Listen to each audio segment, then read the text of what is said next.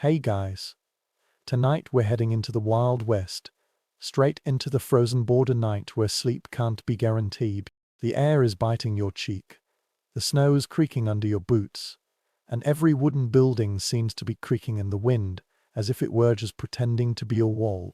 You can almost feel your comfortable modern bed judging you from a distance. Here, not sleeping well at night in winter is not just a source of annoyance. This might be very dangerous. Without some skills, you might not be able to survive. So before you feel comfortable, please take a moment to like and subscribe to the video. But only if you really enjoy what I'm doing here. Tell me in the comments where you are listening and what time it is now, because somewhere, someone is curled up under a blanket, and you're about to feel extremely grateful for central heating. Now, dim the lights, or turn on the fan to emit a soft background hum. Let's embark on tonight's journey together with ease. At dusk, you sat in the carriage for a long time, your whole body stiff and trembling, as if you were holding the carriage together with stubbornness and rusty nails. The driver braved the rain for the last time. Snowflakes were flying and the carriage creaked to a stop in front of a 2-story wooden building with a swaying hotel sign hanging on it. This word feels very generous. This place is a bit tilted, as if it were as tired as you. You climbed down, your boots stepping on the frozen mud but had turned into rotten ice. The breath you exhale is like a faint cloud. Somewhere, a dog barked and smartly retreated to any place where its BAWS wouldn't turn into popsicles.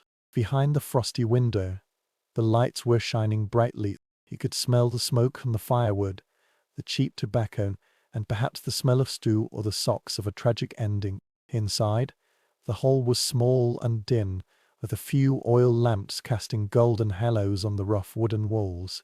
A large miner's bellied stove occupied the entire room, like a shortened, plump metal guardian. The heat it emitted made people feel almost astonishingly good after being exposed to the outdoor air. You approach, stretch out your hands, and your fingers feel a sharp pain as they fold. The innkeeper, a man with a drooping beard and a woolen vest, and knew a lot, slowly sized you up, as if he knew how tired you were. By the end of the 19th century, towns like this had emerged almost overnight along paths and railways, where people could cut down and transport any wood. The room is very small. The insulation layer is basically made of wood, and there may be some soil between the woods. The windows are usually single-pane, and when the wind blows, the windows will creak. Here, thick walls and double-linus glazed windows belong to the distant future you hope will come soon. You paid the room rate, and the coin slid across the scarred counter. This price can buy you a bed, a thick blanket and perhaps a shared washbasin, but it definitely can't guarantee that you won't be kicked in the face by a stranger's boots. The innkeeper hands you a smoke-filled lantern and then turns his head towards a narrow staircase. You climbed up and felt that every step was very cold. The wooden boards under the thin soles of your shoes were very cold. Your room is not much larger than a closet. A narrow rope bed stretched out along one wall, and the mattress was stuffed with straw, making a rustling sound when poked. A small frost-edged window let in the misty rectangular evening light.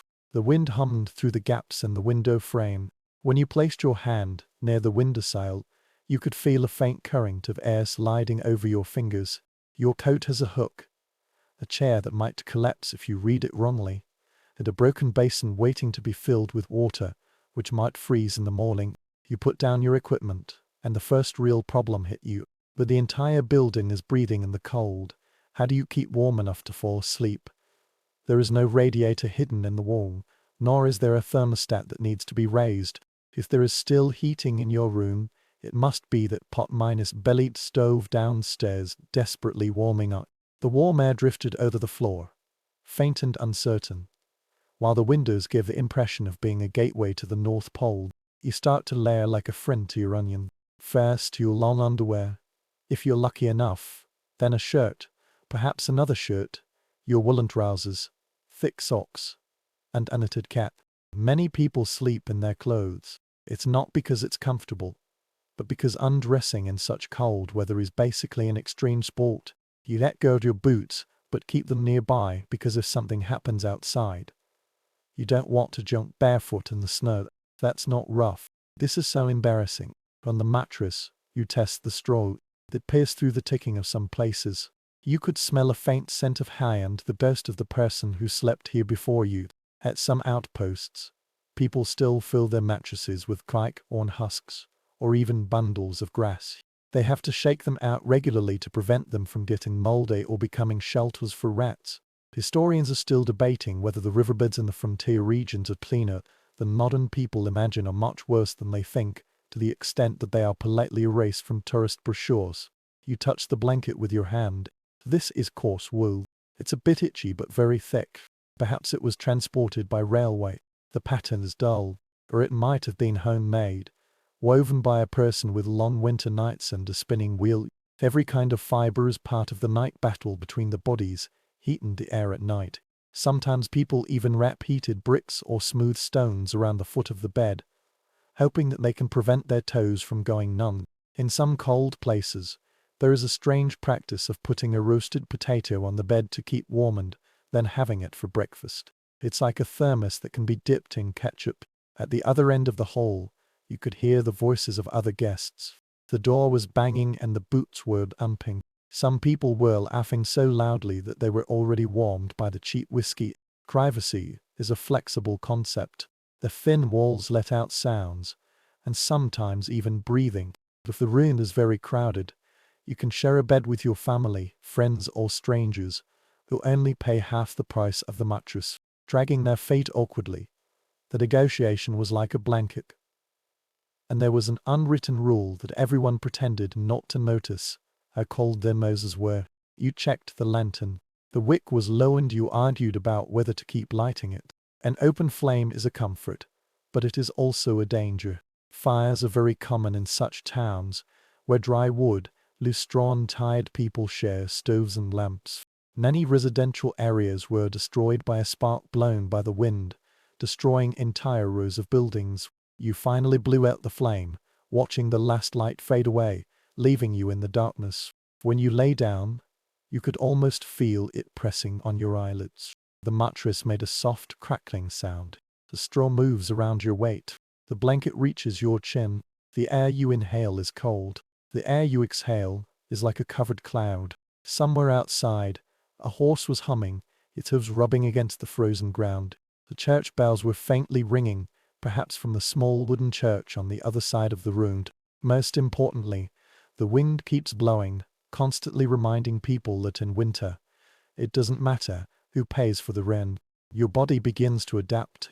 The first contact with the bed sheet is a shock, but gradually, your own warmth will form a cocoon. You move your body and try to find a place where the straw can support your buttocks instead of poking them. Your toes are seeking the warmest corner. You wrap the blanket tightly around your shoulders and stuff the comfortable little pockets you have created into it. Somewhere in the darkness, you allow yourself to have a gentle fault. You made it through this day. Here. This is already a victory. Now all you need to do is get through this night. Don't freeze. Don't fall off the mattress.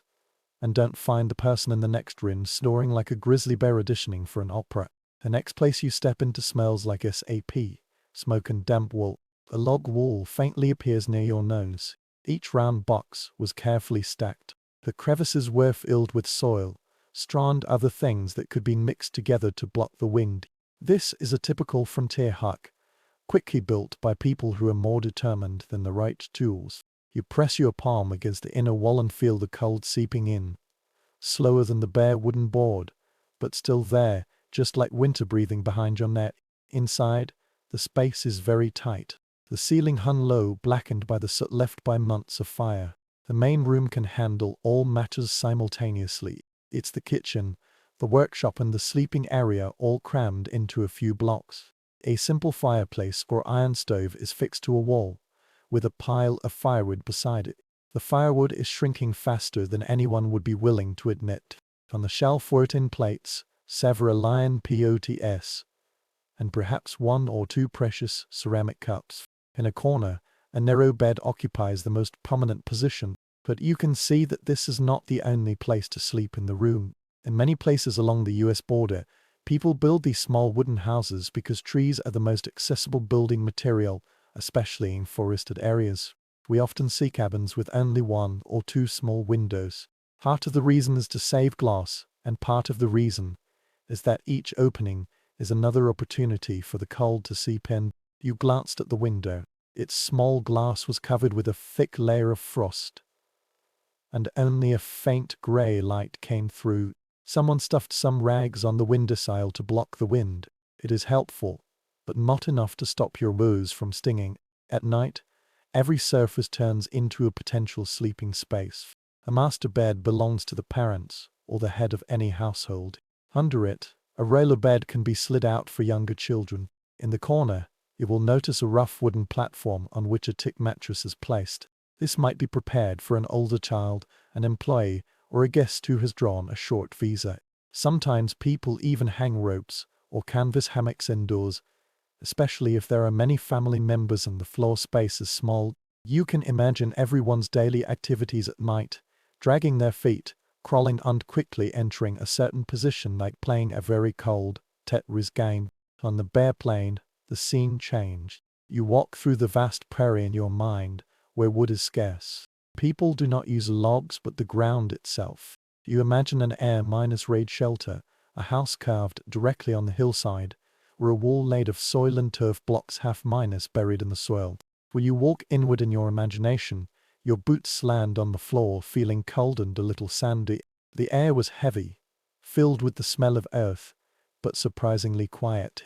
These air-raid shelters, or sheds, have better heat insulation than thin plate sheds. The thick earthen wall is warm in winter and cool in summer. You look up and see a lone ceiling, woven from beams, branches and grass covered with layers of soil. The tiny tree roots swayed back and forth, and you found yourself wishing the roof had been inspected recently. A powerful snowstorm will carry you to the sky in a very rude way. Historians are still debating whether families choose air-raid shelters mainly to actually control the climate, or mainly because they have no other affordable options on the treeless grassland. The sleep arrangement in the thatched cottage is even more temporary. The bed frame might have been made of coarse cut planks hauled from miles away, or even from the fragments of a carriage after the journey. In the grids built with ropes, there are strong mattresses. Each blanket is a precious shield against the cold. You notice a tray beside the stove and there is only one mattress on the floor. This position might be for the youngest child, or everyone who wants to stay warm. This is also the main territory of any cat that claims the house to be its kingdom. Not everyone has a cabin or an air-raid shelter. Some travelers rely on public places to rest. You have now pushed open a different door. The ship swayed under the weight of noise, laughter and the smell of aged beer. This is a bar. On one side is a bar counter. Tables are scattered everywhere. In the corner, there is a piano, playing as hard as it can amid the noisy voices. At first glance, it seems like a place for drinking, gambling and regretting decisions, rather than a place for sleeping.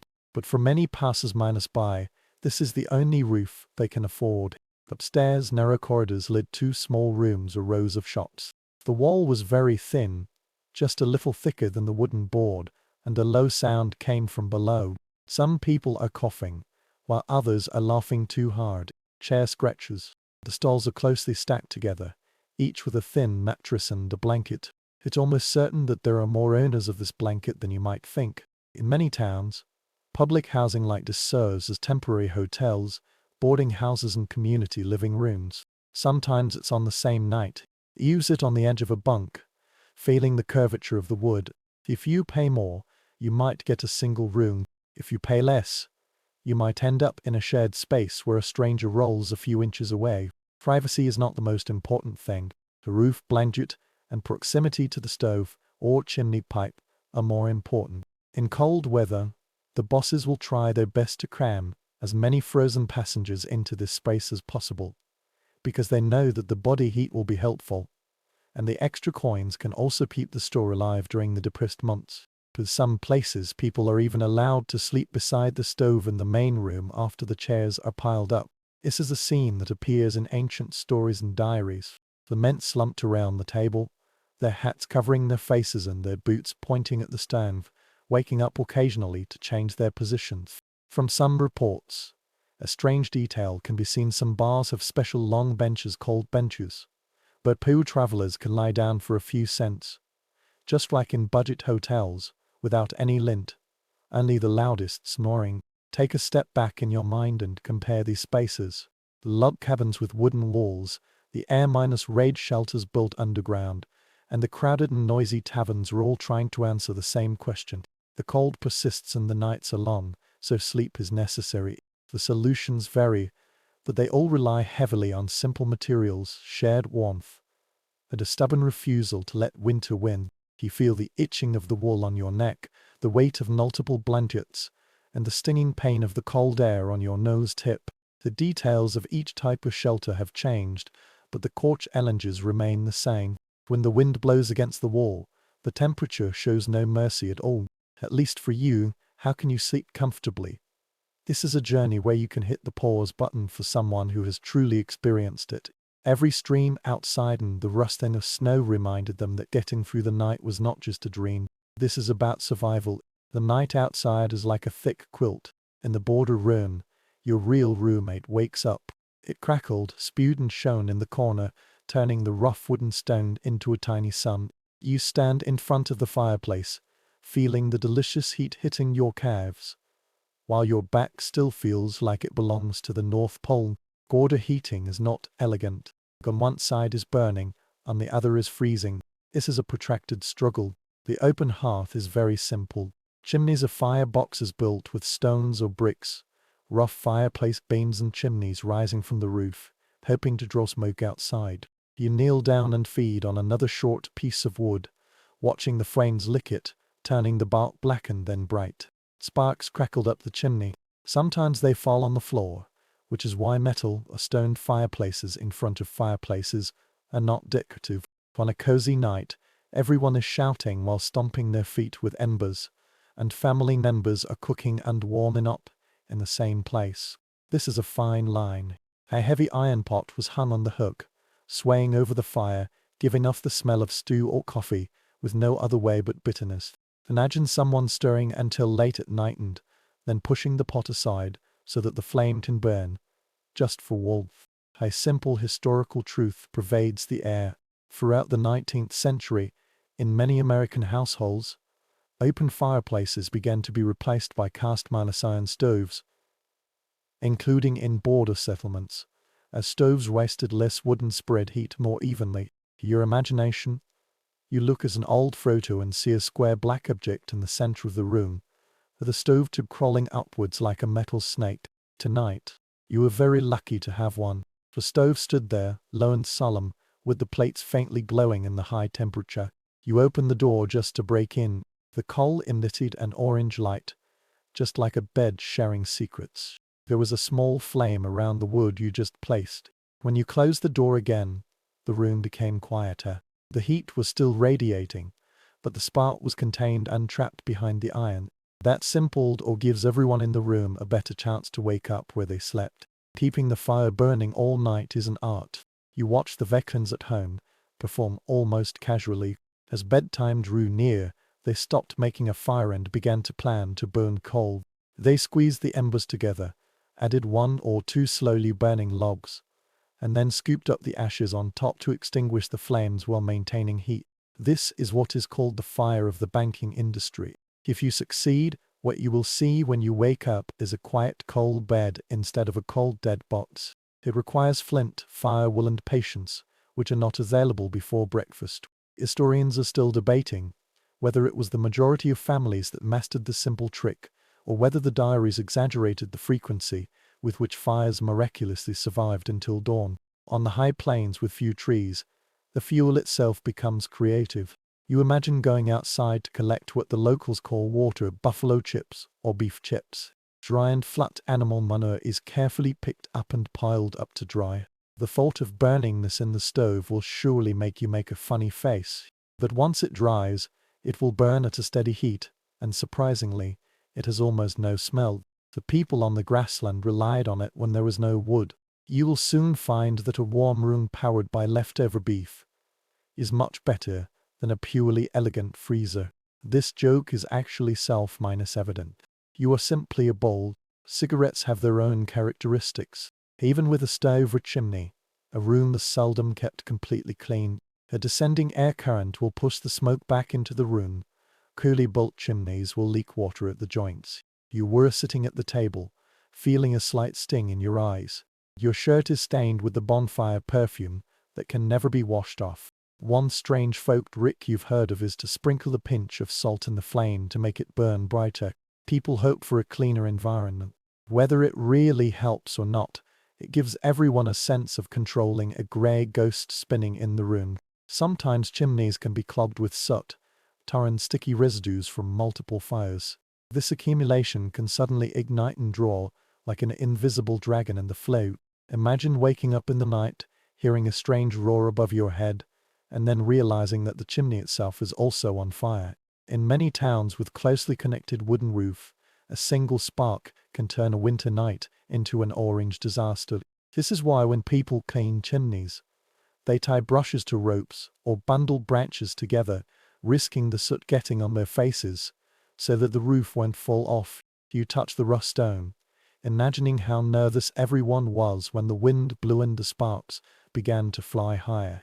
You once again stretched out your hands towards the stove, feeling how the heat approached you and then quickly dissipated as the distance increased. All the sleeping places flock to this heart. A bed or train near the stove is the best place. You can almost hear the negotiations about who is closest. Some people even placed a chair nearby, dozing off a pipe wrapped in their coats, just like dozing off on a slowly rotating barbecue in front of a fire. It's not charming, but it can make fingers and toes stick together. There are some tips for those who stay away from heat sources. Bricks or smooth stones spend the night by the fire, basking in the warmth. Before going to bed, someone wrapped them up in cloth and stuffed them under the quilt at the foot of the bed. You slipped your foot forward inside at the sudden warmth, as if you had discovered a secret heated seat in a frozen carriage. Copper or tin bed heaters also appear in some households. A small pot filled with coal whistled between the bed sheets, driving away the deep chill before anyone could climb into them. The person waving it must move carefully to avoid turning the bedding into a very bright and very bad surprise. Oil lamps and candles add more luster. Their lamp on the table cast a soft circle of light, and its flame danced gently. It is beautiful, but you mustn't forget that every flame is a tiny danger. People learn to get used to things. Trim the wick short, place the lamp on a stable surface, and keep the cloth and paper away from open flames. Children are trained on where they can play and where they cannot. You can almost hear your parents' voices, warning you not to get close to the stove and not to hang your clothes too close when they are drying. You imagine socks sizzling on the rope and someone jumping up and shouting loudly. This hissing sound is the cutting-edge version of the smoke alarm. As the night deepened, the flames gradually died out. The room became quieter and quieter, and the shadows grew darker and darker. You lay in bed, watching the faint light flickering on the ceiling, transforming the knots on the wood into tiny, moving shapes. The air near the floor is cooler, but you can feel the continuous warmth from the stove, keeping the real cold at bay. Someone stood up and dadded a small piece of wood, trying not to wake anyone up. The feet walked gently on the rough wooden board. Heat, fuel, smoke and risks are swirling in your mind. This setting is not automatic. Every bit of warmth comes from hours of logging, moving, taking care of and observing. You can't scroll your phone in bed to make the room more comfortable. You must stand up, put on your boots, listen to the wind and go out to get the wood on your other arm. Your hair smells like smoke. When you approach the fire, your clothes will make a slight hissing sound and your skin will feel tight due to the dry heat. It's exhausting and a bit ridiculous, but somehow it still brings comfort, just like the world has shrunk to the light within an iron belly and the blanket around it. The blanket on the bed looks innocent from a distance, but up close it tells the story of the entire winter. Pinch the edge of the wall with your fingers and feel its core iness, roughness and stubbornness, with a half-minus sheep smell, half-minus smoke smell, and half-minus the smell of the adventure it experienced here. Comfort level is negotiable. Survival is not. You should start with what you wear on your own skin. Long underpants are your best new friend. The buttons of a wool suit are at the front, and there might even be the small flaps that people joke about at the back. It's not charming, but when the cold air current spreads across the floor, you will be glad to trade fashion for the feeling on your knees. Thick stockings climb up to your legs, and you pull them higher, knowing that exposed ankles are actually an invitation to pain. Above that base layer, you can wear the shirt you wear during the day. If you're lucky, it might be flannel. Then, if you have one, put on another layer, a vest, a second shirt, or even a jacket, before you get close to the bed. Many people who sleep in bad weather are dressed well, including loose boots, but still wear them, partly because they are afraid of the cold and partly because they are worried about being caught off guard as something happens outside. Historians are still debating whether the majority of frontier residents are willing to take off their clothes and sleep whenever they have the chance, or whether the persistent cold and risks keep everyone half-minus naked and irritable forever. Then, there is the situation of the head. You might laugh at those old paintings where people sleep wearing soft nightcaps, but all of a sudden, these little hats looked like geniuses. A simple wool hat can prevent the ears from getting cold and retain the heat that would otherwise drift away. Once you put on one, you immediately feel more humanized. Some people tie scarves around their heads. Others slept in the hats they wore all day long, with a faint smell of horse, sweat and bluffing. This is not a fashion show. The blanket itself is like the rings of a tree, with each layer telling a different story. Aside the mattress, you might find a simple sheet if someone is too lazy to wash and dry it in this kind of climate. On top of that, lay out a quilt and make patterns with square or strip, shaped fabrics cut from old shirts, dresses and feed bags. Patchwork quilts were ubiquitous in the United States in the 19th century, especially in families that needed to make full use of fabric. You have touched a piece of clothing with your hand, feeling the seams, the tiny stitches, and the history of the old clothes being reborn as a barrier against the cold. Usually, a thicker wool blanket is spread over the quilt. Perhaps it was a military surplice, with a letter from a certain regiment in the past faintly printed on it. Perhaps this was a trade blanket bought from a post office that dealt with immigrants and indigenous communities. The color can be dark gray or bright stripes. Anyway, the weight presses on you in a strange way, making you feel at ease, as if you were gently flattened. Then there is animal skin. A buffalo robe spread on the bed turned the entire room into a winter fortress. The animal skin is thick and heavy. The fur faces inward for maximum warmth. You pulled it up and it almost nailed you to the mattress.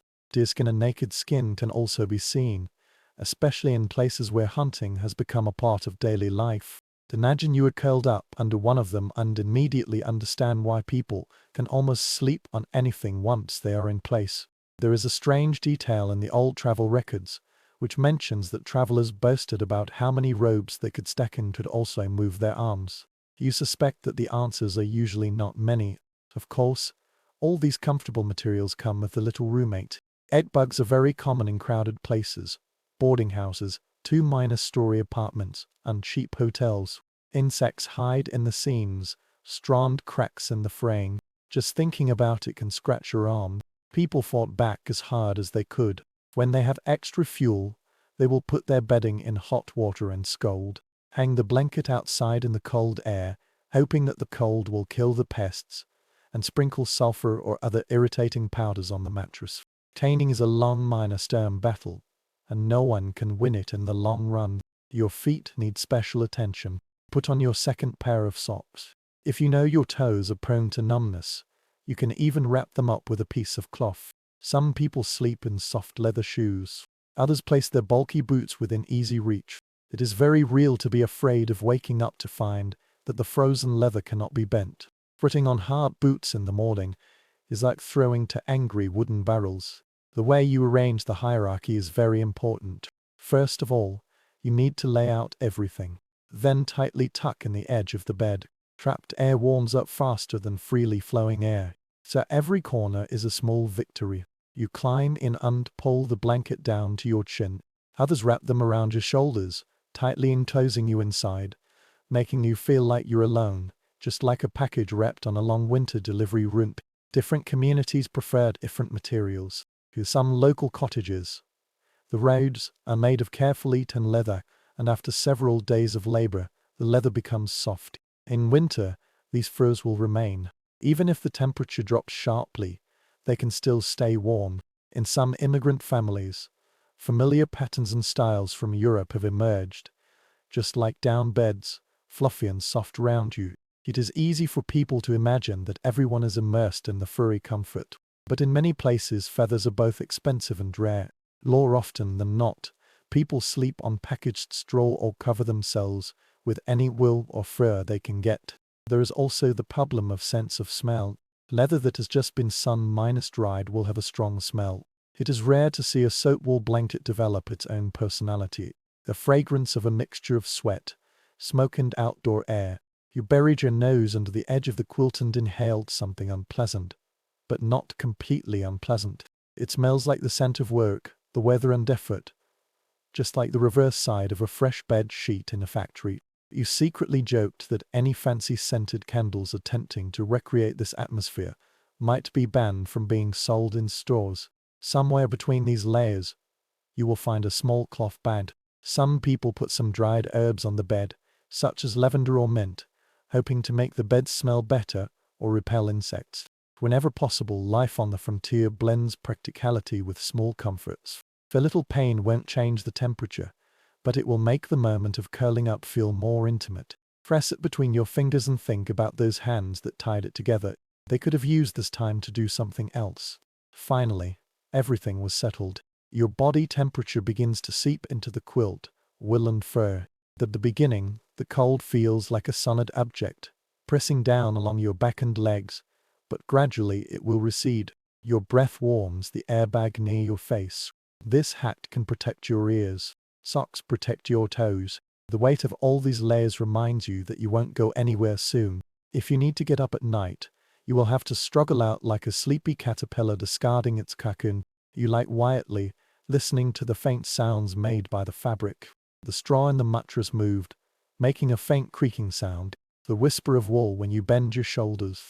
When you stretch your hand to your chest, the fur makes a low rustling sound. It is not luxury in the modern sense, but it is its own comfortable version, wrapped in the history of mending, the warmth of animals and home, nay problem minus, solving solutions. You finally felt enough cold to make your eyes heavy. This bed looks big enough for one person to sleep on. If they have a good relationship, there might be two people. Somehow, when night falls, it can accommodate for people. You feel the frame sinking under heavy pressure, the rope creaking gently, and the straw sighing with a ticking sound. Personal space is not part of the vocabulary. Warmth is the only thing that everyone cares about. You lie on one side, with a wall just a few inches away from your nose. Its chill seeped into the small patch of skin that dared to stick its head out of the blanket. Behind you, a row of solid bodies stretch out on the mattress. A parent, a young child, or perhaps an older sibling, were all tightly huddled together. It's very cold in the room. Everyone has their own little stove. The only way to capture heat is to squeeze everyone together until the elbows and knees form a blocky jigsaw puzzle. Many families in border areas sleep like this purely for practical reasons. The bed is very expensive. It takes some effort to fill up the mattress and the room is very small. In the 19th century, it was quite normal for parents and children to share or for all children to squeeze onto one bed. Alternate your feet so that your head won't all get stuck in the same part of the quilt. You feel someone's toe brushing against your calf, and then realize, yes, you are now officially part of this home heating system. When the guests arrive, this puzzle becomes even more complicated. Travelers may be told very calmly that for them, the best place is to share a bed with those who already live here. When you were assigned a mattress and a small blanket, you held back your surprise. Hotel owners and homestay owners sometimes even go further. They don't rent rooms but a half bed and spend the night in pairs with strangers, as long as their boots point in the same direction. Historians are still debating whether people accepted this arrangement with a pleasant and pragmatic attitude, or would complain like you if you had to share a pillow with a stranger and the stranger's last bath was just a distant rumor. Once everyone has solved the problem, the negotiation begins. Someone wants more blankets. Some people said that their feet were frozen stiff. Some people complain that others have occupied the warm middle ground. When the silent battle comes to an end, you will feel the quilt pulling and moving. Ultimately, an awkward scene emerge. Taller people tend to have slightly bent legs. The shorter ones can fully stretch. You lean your back against the person behind you and feel their warmth through the layers of fabric. All of these have an unspoken etiquette. Try not to move too much. You slowly rolled over and reminded the people beside you not to tear the blanket away. You never mentioned that you would occasionally get your ribs hit by your elbow, or your hair fall into your mouth. Everyone pretended not to notice the small sounds their bodies made at night. The common goal is very simple. If a person catches a cold and has convulsions, everyone will suffer. If everyone remains still and warm, this group will win. In crowded bunk rooms and cheap hotels, the rules feel rougher. Imagine an arrow room filled with beds that are right next to each other, and you can stretch from one bed to another without having to stand. The bed sheet, if it exists, is thin and tattered. The owner calculated the number of people, not the comfort level, and tried to cram as many sleepers as possible. You were assigned a seat next to a stranger whose hat still had a faint smell of horse and tobacco. He nodded politely and crawled under the blanket. Try to decide which side of the mattress is the least bulging. Sharing a bed with a stranger is an embarrassing thing, and for many travelers, this is very common. Diaries from that period mentioned lawyers, salespeople, experts, and even politicians who worked twice as hard to save money, or because there weren't other options along the way. The well-known fact of this era is that long before he became president, Abraham Lincoln often shared a bed during circuit legal proceedings, and no one considered this to be notable. For most people, a bed is a piece of equipment, rather than a private kingdom. You still secretly hope that your temporary roommate can go a little further. The body's heat is not the only available warmth. Sometimes the animals at home also make contributions. Chickens may perch on the rafters above their heads, adding a soft clue and the occasional fluttering feathers to the night music. The dog curled up by the door or leaned directly against a person's leg. In some particularly disheartening stories, pigs sleep directly beneath or beside human sleeping areas in winter, setting off a comforting heat and an unforgettable smell. Try to imagine explaining to your modern friends that your night light is a snoring pig 2 feet away from your pillow and covered with a blanket. An astonishing invention emerged. Some families sew simple sleeping bags.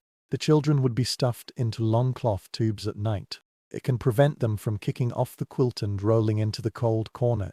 Occasionally, you'll hear a joking saying that children are stuck in their cars all night long, just like little wriggling packages. A quirky cutting mileage edge technique involves tying a light or thin string to the bed and then covering it with the top blanket to form a small tent, allowing the warm air to get closer to the body. You poked this makeshift ridge and felt the thin insulating layer it protected. The sound landscape of shared sleep has its own characteristics. The snoring rose and fell like a strange orchestra, overlapping each other. Someone blew a sharp whistle. Another person was muttering to himself in his dream. A child suddenly giggled and then fell silent again. The wind rustled the blinds and the fire in the stove banged. You lie there and listen, noticing how the steady rhythm of others' breathing begins to pull your own lungs into the same slow pattern. Shared sleeping spaces are not only found at home. When herding cattle, several cowboys might lie side by side on the same piece of ground, with the blankets slightly overlapping to increase warmth. At the mining camp, 3 bunk beds stacked on top of each other accommodates gnawing workers who take turns sleeping on the beds during their shifts. In some railway camps, men sleep head to foot on long platforms, so close to each other that anyone who needs to go outside has to do some fine gymnastics to escape. You imagine trying to climb out without stepping on anyone and accepting that your toes might happen every night. All this intimacy creates a strange mixture of intimacy and tension. You will know who will disturb their sleep, who will talk, and who will be woken up by the slightest sound. You learn to drag your feet quietly. If you need to check something in the dark, pull the lantern up with your hand and cough into the blanket, so that you won't wake up the youngest child who dozes off beside you last.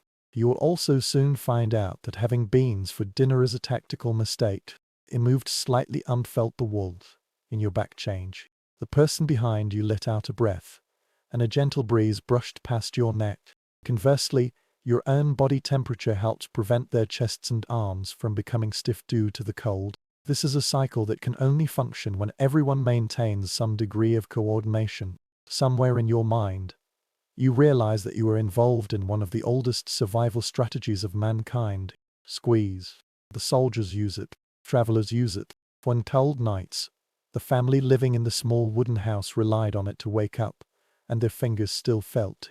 Gradually, the edges of the room became blurred, the sound of wall rubbing against your chin, the faint weight of an extra arm resting beside you, the ups and downs of 3 or 4 boxes around you, interwoven together, create a strange sense of comfort. This is not your own private mattress and perfect pillow, but it's like a shared shield, waiting outside the wall to keep you warm. You close your eyes and let the warmth of many bodies pull you deeper, just like sinking into a living, breathing blanket. Cold is an enemy, but lying awakened listening to the groans of every brook and the howls in the distance is another. Tonight, you are sitting at a rough wooden table, with the light illuminating a pile of bottles, urns and broken cups. Frontier sleep is not just about blankets and stoves. This also concerns what people swallow, wipe, hang up, and then whisper in a low voice, hoping that their brains will eventually agree to stop working. In front of you, a steaming cup is waiting for you. It lies somewhere between medicine and comfort. Strong coffee can be seen everywhere along the border, but tonight someone has concocted a milder mixture. Hot water, a spoonful of molasses. If there's any spare time at home, you can squeeze some lemon and have some whiskey. They call it einteicht not because it can cover your head, but because it should be worn as a soft little hat during the day. You took a small sip and felt the heat slide down your stomach, untying the tension that had been hidden there all along. Alcohol is a common sleep aid. For many people, having a glass of whiskey before going to bed is almost a ritual. You will hear people say that it can help them fall asleep peacefully amid strong winds, wolves and memories of mistakes made that day. You also know that it doesn't produce the restorative rest, but no one is conducting clinical trials here. A well-known fact is that compared with later generations, Americans in the 19th century drank a lot of alcohol, including in solitary log cabins and bunkhouses, where nights felt particularly long. On a small shelf, you will notice more serious bottles. Patented drums with exquisite labels promise to treat nervous tension, insomnia and almost all possible problems that make rebel humans. The names you read are like soothing syrup and invigorating medicine. Many of these mixtures include alcohol, opium or opium, all of which are wrapped in impressive statements.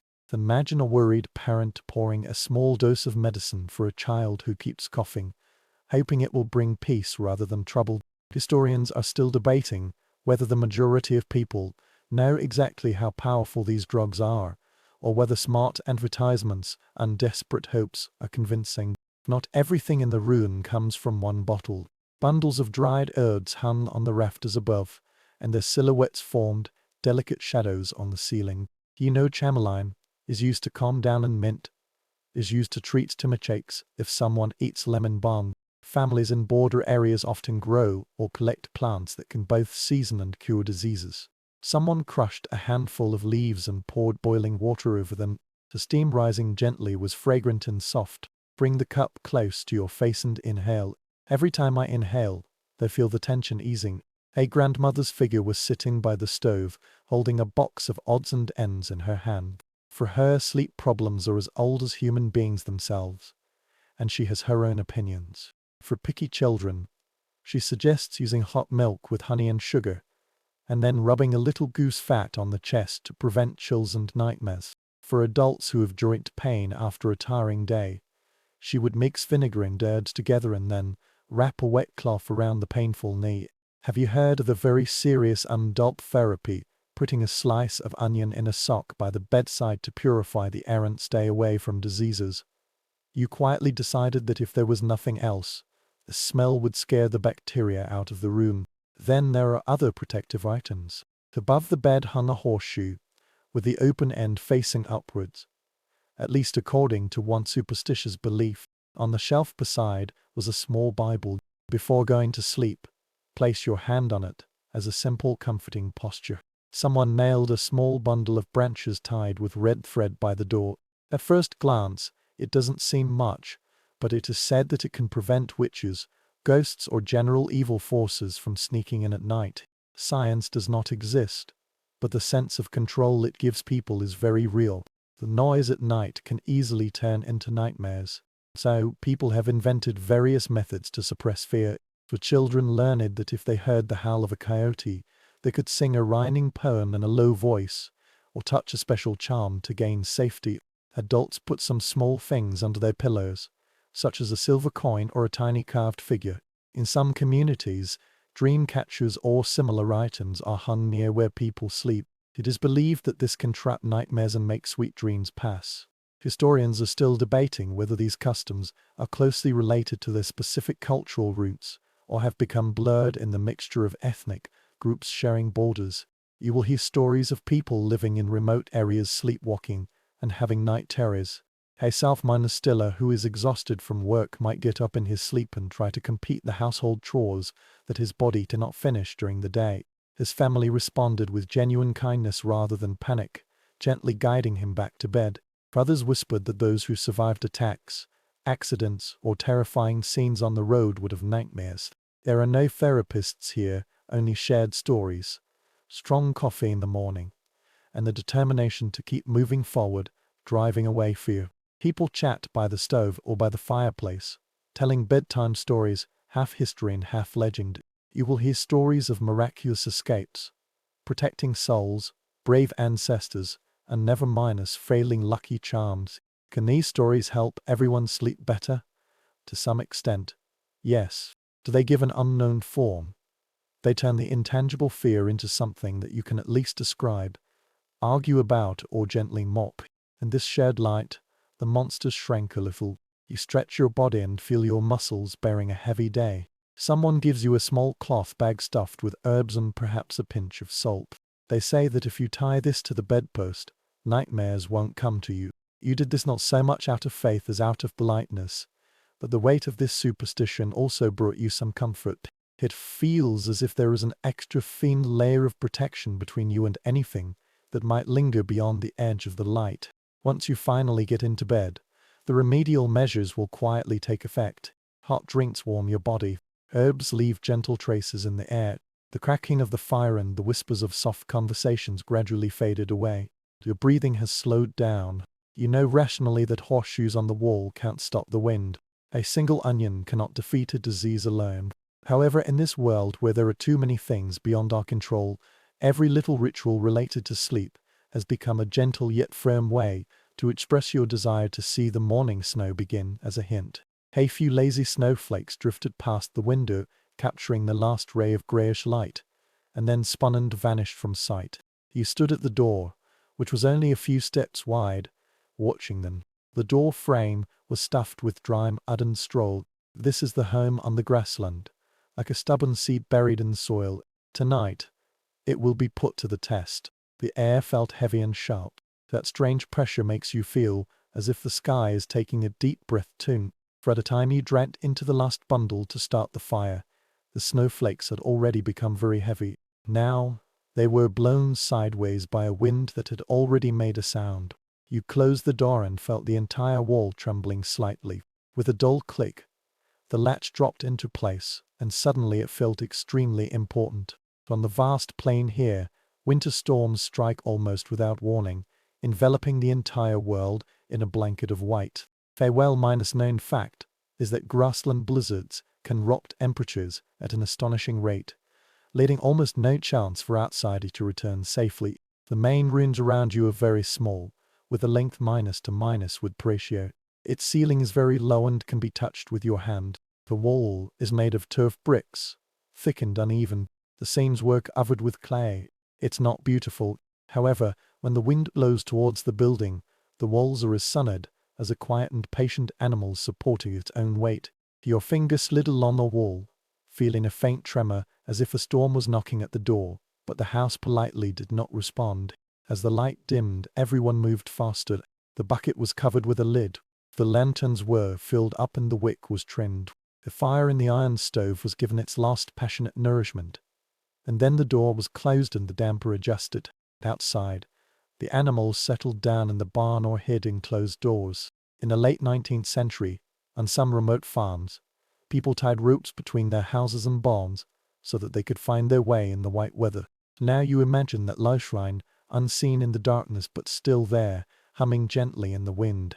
Historians are still debating whether this rope was as widespread as popular stories suggest, or if it was just a regional trick that later became a legend. You are sitting on a low stool while someone is checking the gap between the wall and the roof. The extra rags were stuffed into the crevices, and you could see the snow and dust blowing in. It feels very strange to watch winter squeeze through the gaps like smoke. It's nice and quiet everywhere. In some places, the wind blew right in, and the entire roof let out a low groan. If you tend to believe in ghosts, now is the time for them. You think that any ghost that is rational enough on the prairie in January deserves sympathy. Night soon fell and the world shrank to where the lights could reach. The snow was pounding fiercely against the window, and nothing could be seen outside the glass. It's just a grey mixer, or it might be the interior of a cloud. The wind was howling, not in a steady tone but intermittent, as if it couldn't agree on which direction to attack from. From time to time, a particularly strong gust of wind would strike, and the entire house seemed to be breathing in. You feel the floor trembling slightly beneath your feet, reminding yourself that a few feet thick turf wall won't easily scare you. The stove became the center of everything. You sat closer than usual and, while there was still a chance, basked in the warmth. Someone brought a pot of stewed meat to a boil, and the room was filled with the aroma of meat, onions and thick flour soup. You can almost be sure that the steam you imagine is more than the steam in the pot, but it's enough to make your stomach growl. And the stove was a small kettle, with its lid making a soft creaking sound as the water was steeping tea or coffee. If this is a besieged city, at least it is a besieged city with hot drinks. Housework won't stop just because the outside world disappears. Wash the boots and place them nearby, but not too close to the stove. That mittens were hung on a rope that passed through a corner, with melted snow dripping into the pan below. Someone quietly checked the attic, one narrow sleeping area, for any leaks, touching the ceiling with their hand, to make sure no snow had slipped in unmelted onto the bedding. You followed behind with a lantern in hand, watching water dropped at sparkling places where they shouldn't be. A piece of cloth, or extra bark, is pressed in the right place. When the sky remembers how to be friendly again, this quick fix will be improved. The storm has a way to reschedule. There was nothing to see outside and nowhere to go. Night fell. The card is out. A deck of cards with softened corners, there's some mysterious stains, is used to deal playing cards, poker or other table rules. You play under the light, listening to the wind shout out its opinion in your hand. To some families, the violin may come off the hook. Even though the air is dry, the strings are still carefully tuned. A scrolled answer waltz was dancing around the room, surprisingly cheerful amid the noise outside. Some fond diaries have a strange detail, mentioning that couples would deliberately make themselves sweat profusely while dancing on stormy nights, then put on plain clothes and turn all their movements into lasting warmth, which was very efficient. The story fills the gap between the sun and the card game. People talked about one time when the snow was falling very high, completely covering the windows and turning noon into a dull dusk. They described that when they woke up, they found the door couldn't be opened because the wind had stuck thick snow on it. You've heard that the neighbors have put up a row of fences between their houses and wells, so that when visibility is measured in inches, no one will get lost when going to fetch water. Somewhere in these stories, there is always a dangerous hint that, though not completely forgotten, has never been completely forgotten. Ultimately, the conversation became gentle. The storm is not tiring, but people's eyes are. The sleeping places are all ready. Spread out the blanket and take out the extra quilt from the box. You walked carefully on the floor, touching the uneven wooden boards, and walked around the bucket. The water in the bucket was flowing out from a small hole found earlier. The air away from the stove is colder and stings your nostrils. Condensation water gathers along the window frame and forms feather minus like small patterns before your eyes. Once you get into bed, you can truly hear the sound of the storm. The turf wall blocked out some sounds, but the roof spoke for itself. Snow fell on every loose island corner, making a crackling sound. The wind blows at the edge, testing the weakness. You feel that the house is giving off a faint brook, as if it is stretching under pressure. This makes one feel uneasy, but also gives a strange sense of comfort, just like listening to a very old and bad-mannered friend complain, yet knowing that one still has a lot of strength. Sleep won't come soon. Your thoughts kept jumping to the barn, wondering if the animals were too cold and if the structure of the barn was stable. Imagine the ropes between buildings frozen very hard. You imagine the snow piling up, completely changing the appearance of the yard. By morning, the familiar path will disappear. Blizzards on the Great Plains are sometimes so fierce that they can bury entire fences and buildings. You will realize that in a few hours, the small house might turn into a brand-new sight. Take a deep breath and let the rhythm of the storm serve as the backdrop for your own slow heartbeat. The blanket will warm up when it touches your skin. The aroma of the stewed meat mingled with the scents of smoked, wool and lamp oil, which could be faintly smelled. Somewhere near the stove, a log fell with a soft thud, sending sparks flying. The damper creaked and then fell silent. The house continued to murmur and murmur, but within the small fence, made of nut and painstakingly carved, the sound began to fade away, almost turning into a lullaby. You will feel the wonderful balance between vulnerability and strength. There is only a thin layer of wood on your head and only thick oil around you. However, this was enough to keep the howling wind at a certain distance. You were curled up in your warm pocket. Close your eyes and listen to the sound of the fierce wind and rain. The storm can do whatever it wants. The homestead will respond with silent, solid walls and the tenacious breathing of humans throughout the night.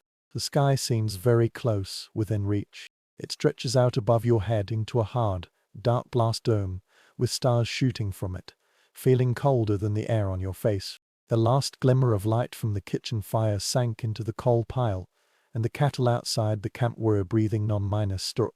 You were on the road with the cowboys. Tonight, there was nothing on your roof, except the cold sky. Your bed at night starts with a roll of canvas and wool, tied to the back of a carriage, and you ride it all day long. When you untangle it, it will open layer by layer. The canvas shell is heavy and hard. There is the smell of dust, smoke and old rain. Inside were several thick woolen blankets, which had already collected scattered grass, leaves and the occasional burrs. This is your bedroll, often called sugar. When the cattle stop to sleep, it becomes your home. You spread the whole thing on the frozen ground. If you can find one, find a naturally sheltered place. Perhaps it's low, a cluster of shrubs, or the left side of a rickshaw. There aren't many choices on the open-air ranch. By the 1870s and 1880s, long-distance cattle herding from railway stations in Texas to Kansas was common. Thousands of cowboys slept outside for months, with nothing between their blankets and the ground. But no matter what nature forgets to rake away, you will kneel down on both knees, wear gloves and feel the cold, iron-hard ground. The trick is to use the canvas as both a mattress and a shield. Pull one side of the blanket over so that it won't lie directly on the permafrost. Then stack them up like cocoons. If they have time, some cowboys will scatter a little hay or leaves underneath, trying to form a thin layer of insulation. Others merely believe in the fact that wall stubbornness and fatigue are more serious than cold. Historians are still debating whether most cowboys would take meticulous care of their bedding or use their sugar as a huge portable dirt magnet that they would only shake out when they really couldn't stand it anymore. You kicked off some of the dust from your boots, but didn't take them off. Put on your boots. On the one hand, it's because you need to be prepared for the fright of the cattle. On the other hand, when the leather is frozen into a sculpture, putting on your boots in the morning itself is a nightmare. The spurs are loosened or removed so that you won't prick your calf while sleeping. Lower your hat to cover your eyes and tilt the brim to block the wind and starlight. If you have a scarf or a large handkerchief, wrap it around your neck and put it up to your nose until only your eyes are staring at the outside world like a suspicious raccoon. Around the camp, the other rolls of quilt spread out like sleeping flowers, opening in the opposite direction. Every cowboy was standing in a familiar place. Some people choose to sleep with their feet facing a fire that is about to go out to get extra warmth. Others prefer to form a circle around the carriage and use its volume as a windbreak. Your saddle has turned into your pillow, upside down, with a folded coat trapped inside. It's not soft, but very familiar. Knowing that no one can take your best gear without waking up your head is a practical comfort. The cattle were moving in the dark, making a rustling sound. The cow lowered its head gently. The hooves stomped heavily on the frozen ground. From time to time, sharper sounds would pass through, a snort or a brief roar. At night, the herdsmen slowly circle around, ride their horses, sing or whistle to keep the animals calm. This is a true historical detail. Many cowboys sang to the cattle in the evening with ancient hymns, folk songs, and any tune they could remember. Their voices drifted among the animals, like a strange and solitary lullaby.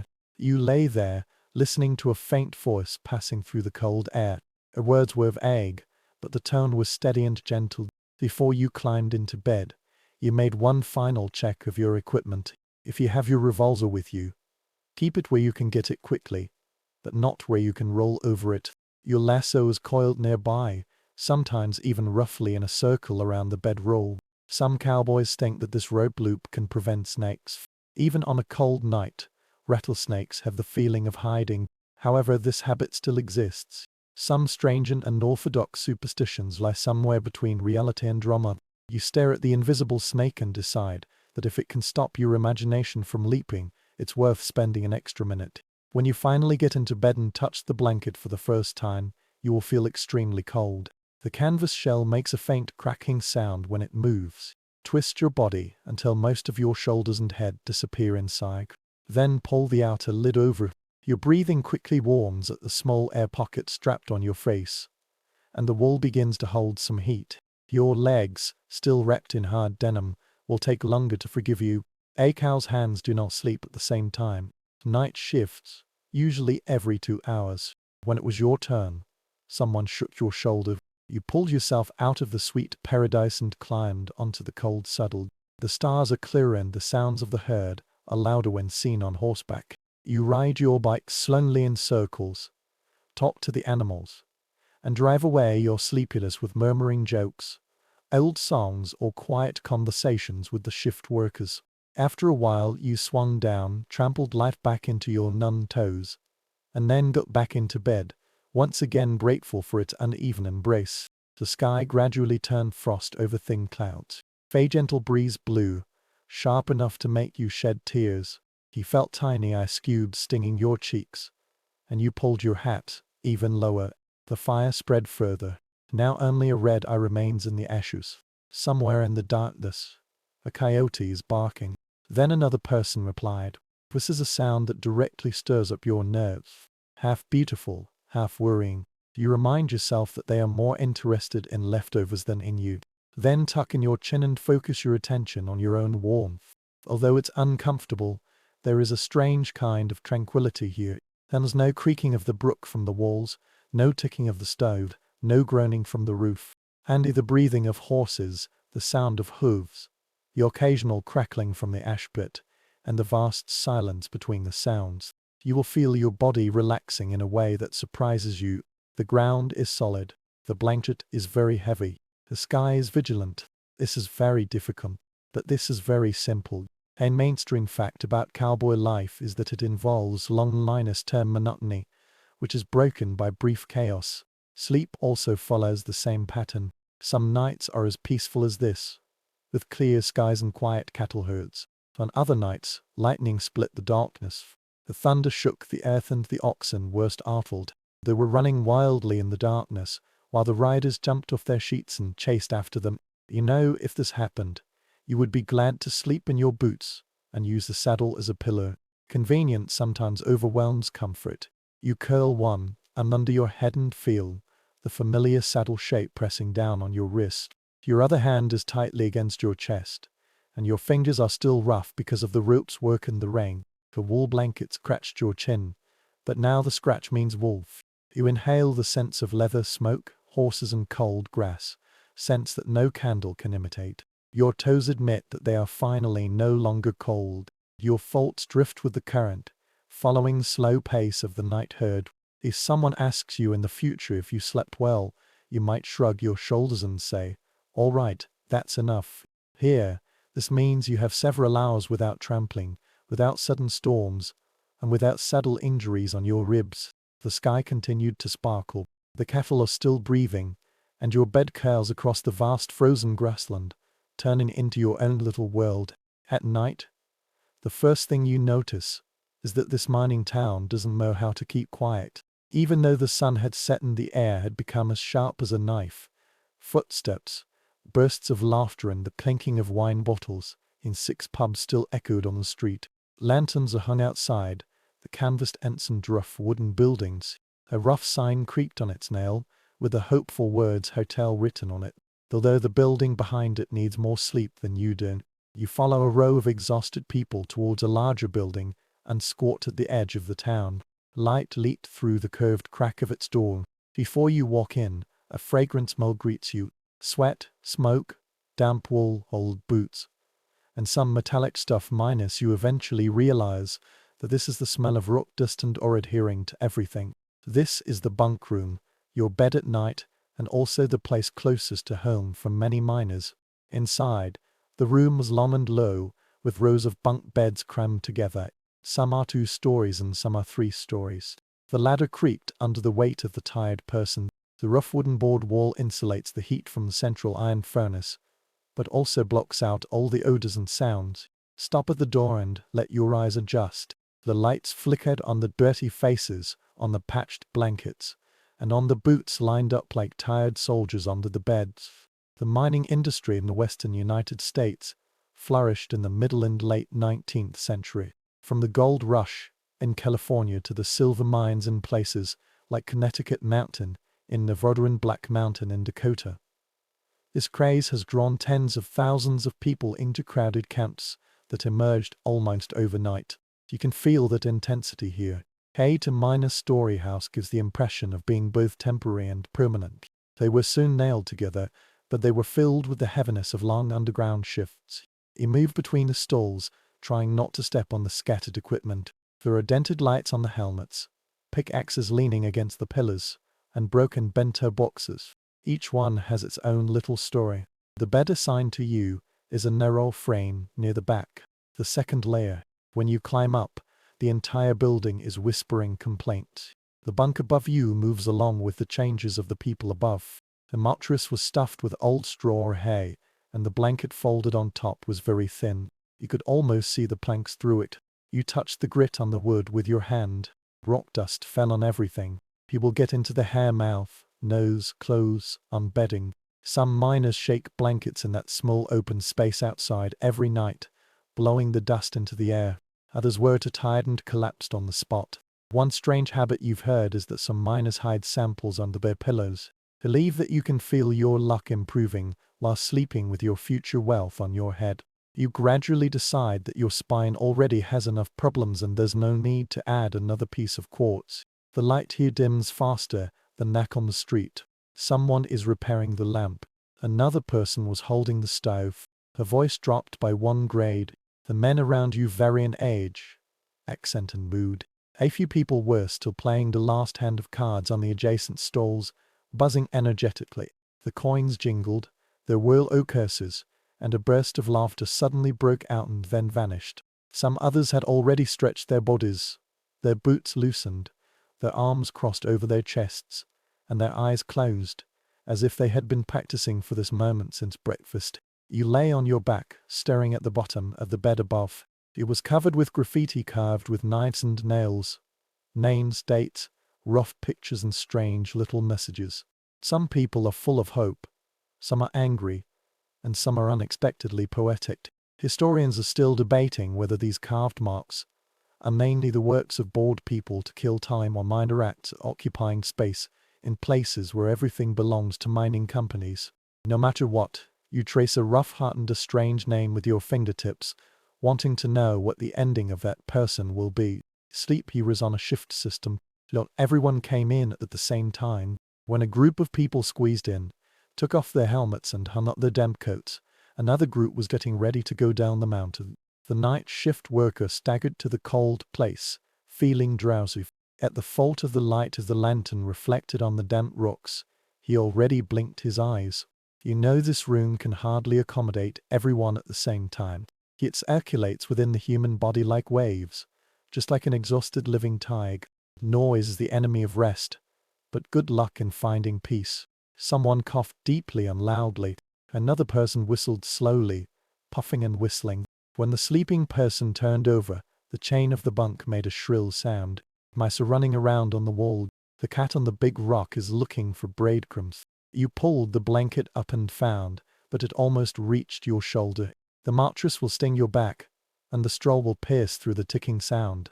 Your pillow is like a rolled miner's upcoat, giving off the smell of sweat and gunpowder. The luxury goods here look different. When you sit down, your head twitches faintly. Inhaling dust and smoke for several hours underground can pause the situation. In some camps, miners tried simple remedial measures.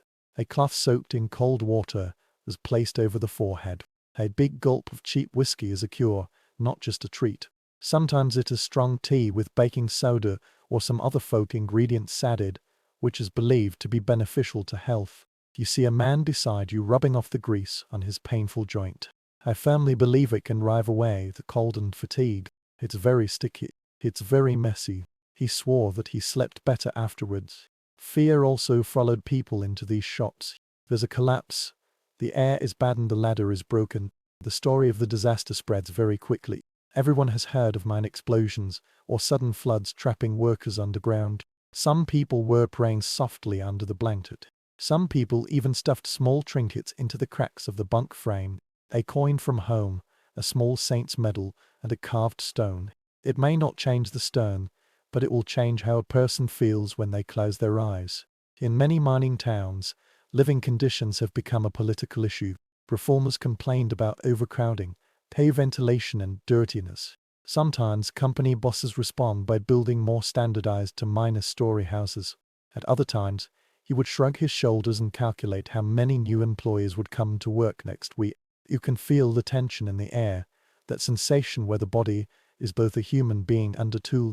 Sleep is one of the few things that truly belong to you, even if you have to struggle with every rough blanket and every shallow breath. The size of the stove sends a wave of warmth through the center of the room. If you keep your shop a little farther away, there will only be residual heat. You curl up even tighter, bend your knees and place your hands under your chin.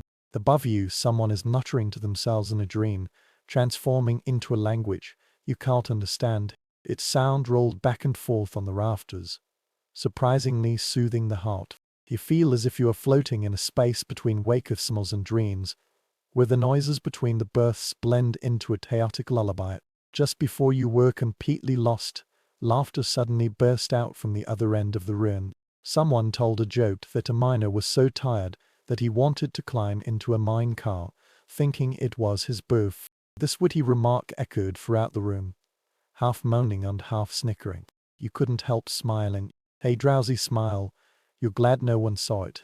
This is too absurd. This is definitely something you can imagine tomorrow. Then the nearest light to you will go out. The light on the ceiling gradually dimmed. The graffiti lines blurred into shadows. Your eyelids are heavy, your muscles are heavy, and your thoughts are heavy.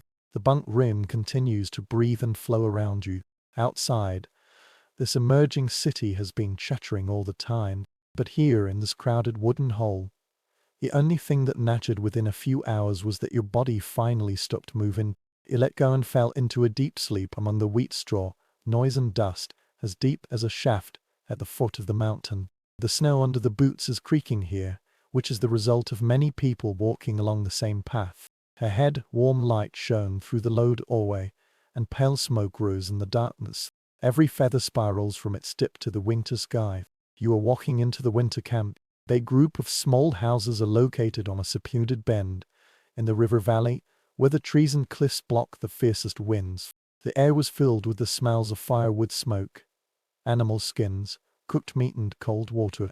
Dogs walk past you, wetting their tails, and some are dragging small sleds or sleds. The children, wrapped in fur, moved among the small houses. Their laughter spread among the white clouds, and then they slipped into a hanging door and vanished into the light inside. The buildings around you are all brimming with vitality. Not only the buildings but also the skin that stretches carefully over the wooden burns. Each one takes into account the wind direction, the fire, and the way the snow drifts when the storm comes from the north. You approach it all conical hut, with its poles hanging high above your head, just like fingers clasped together in prayer. Against the backdrop of the snow, the quilt was sewn very black, with the low end narrowed, or leaf on it. The smoke screen tilted and opened, just allowing the grey smoke to escape. Many plain tribes use this style of residence, which is usually called a conical tent, precisely because it is both sturdy and portable. You hide in, and in an instant, the world changes from bright white to amber darkness. The air inside is warm and filled with a pleasant fragrance. The fire in the center was burning in a shallow pit, small and steady. Its radiance turned the bottom of the interior walls into a soft golden color. The additional outer skin is suspended on the inner lining, forming a double layer wall that can absorb the rising heat and guide the smoke to rise. You feel it working on your face. Your cheeks melt, your eyelashes start to soften, and a layer of frost has already formed there. This place is not merely a shelter from the cold. It is an efficient machine, built of wood, animal skins and knowledge, accumulated over countless winters.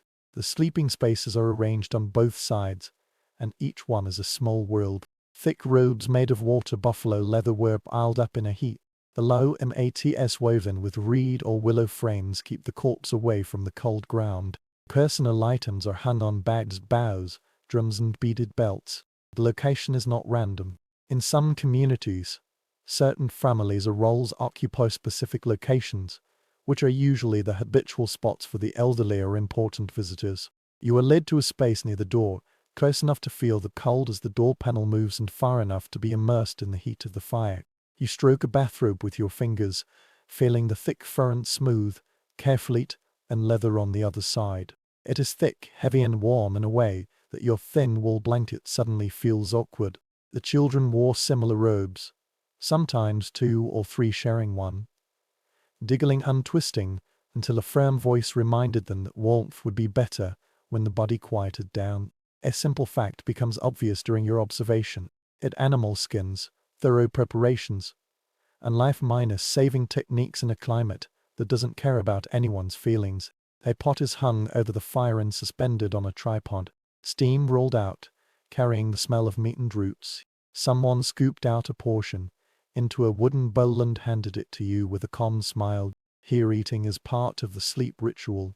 A full stomach can fill the body with energy throughout the long night, while a hot meal can make the bones that have been scraping snow on the firewood or drawing water from a half-frozen stream no longer feel cold. You took a sip and felt the warmth spreading out from your throat. The conversation in the room was up and down. People discussed this day hunting and traces on the snow. The plan for tomorrow is made quietly but firmly. When the conversation turns to the future of the camp, or the actions of nearby groups, you will see the faces become serious. Winter camps are usually carefully arranged in places close to woods, water sources and hidden terrain. The choice of location may mean the difference between comfort and hardship. Historians are still debating whether practical factors alone determine the majority of winter camps, or whether spiritual and symbolic meanings play the same role. In a corner, you notice something that makes you smile. A small wooden house, no higher than the waist, built with thin sticks and amber, just like a toy version of the house you are in. A child took very good care of it, placing miniature bedding inside, and her little hands imitated the gestures made by adults she had seen thousands of times. This strange little scene is more than just a game. It is a training, memory and cultural project disguised as entertainment. You realize that your childhood dollhouse never had to worry about the snow on the roof. Beyond this tent, other winter buildings span across the west and further north, along certain river plains. Some countries build earthen houses, dome-shaped structures with thick grass covering the wooden frames. Those thick walls kept out the coldest weather, and the smoke holes on the roof made the fire inside burn vigorously. In the southwest, every household builds shacks with logs, soil, or stones. The load oars usually face east to welcome the rising sun, even on cold mornings. The details have changed, but the pattern remains clear. Every design is adjusted based on the land, the wind and the lessons of long-term memory. Back in the hut, butter lamps or small coal lamps shone in the bowls, increasing the brightness of the fire, and the shadows cast danced on the painted patterns on the interior walls. The story is told with sounds that roll and sink like flames. Some stories explain why animals behave in this way in winter. Others recall the ancestors who survived the legendary storm, whose wisdom was woven into every pause and joke. You don't understand every word, but the rhythm wraps around you like another layer of skin. As sleep drew near, the fire was carefully controlled. Don't make it too big, or the smoke will thicken and hurt your eyes. Don't make it too small, or the cold air will seep in along the floor. Someone added a carefully selected lob, squeezed the embers into a bowl, pulled the rope inside, and adjusted the smoke screen. Its design is very precise, yet it looks effortless. Just like watching a musician tune a familiar instrument. You lie on the bedding assigned to you, feeling the woven cushion supporting your back, and the thick robe covering you like a fluffy, safe boulder. Outside, the wind was still lingering, but its sound was drowned out by leather, padding and bamboo pole rings. On the contrary, what you hear is the sound of the hut, the soft crackling of the fire, a few low murmurs, and the quiet breathing of people gradually approaching rest. The warmth around you is shared, not just from the flames, but from the bodies of a group of people who, from a circle of trust, you pull the edge of your robe to your chin, close your eyes, and let the long-lasting knowledge buried in this place support you through the cold night. When the knock came, the light was about to go out. It was not a polite knocking sound, but a sharp and heavy one, causing the thin door to creak on its hinges. Your eyes suddenly opened. The room is very cold. The blanket weighed heavily on your chest, and your hand was already halfway up the revolver, which was placed on the crate you pretended to be a bedside table. Sleeping on the border has an extra layer, the feeling that danger could strike at any moment. You lie still and listen. Outside, the boots were rubbing against the crooked planks on the porch. A voice shouted out, asking to let him in, claiming to be a lost traveler. This word sounds ambiguous. Perhaps it's because of exhaustion. Perhaps it's because of the whiskey. Or perhaps it's because of something you don't want to guess. Your thumb finds the hammer of the pistol and places it on it. Metal is cold and reassuring, but it's a bit too real. In many places in the West, especially along the paths where carriages and vans pass, robbery is a frequent risk. The lines on the stage carry money, valuable items and passengers for remote villages, luring bandits, and know the routes and weaknesses. It is well known that in some areas, certain passages and canyons are notorious traffic jams. Drivers will tell nervous passengers to sit still, stretch out their hands and cooperate if masked riders come out of the bushes. This awareness has gradually permeated all the night activities in the nearby areas. You answer that voice through the closed door, ask questions in your own words, while your other hand examines the cylinder of the revolver. Is this stranger person? Where is his horse? Why did he come out in such weather? Did you hear my hesitation? His recovery time in many log cabins, ranch villas and isolated stages. This kind of cautious back minus and minus forth is as common as having someone else polish their boots.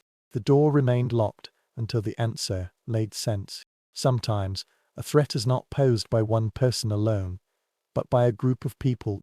You imagine a small farmhouse on an open-air ranch. The family members inside knew that thieves or lawbreakers might decide to pay a visit. The blinds were bolted. The excess wood was piled up against the wall, making it thicker.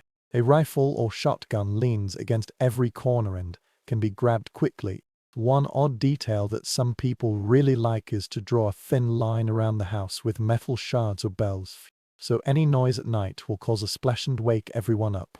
This is a self-made alarm system driven by tension and does not require electricity at all. The carriage procession moving westward responded to the same fear in different ways.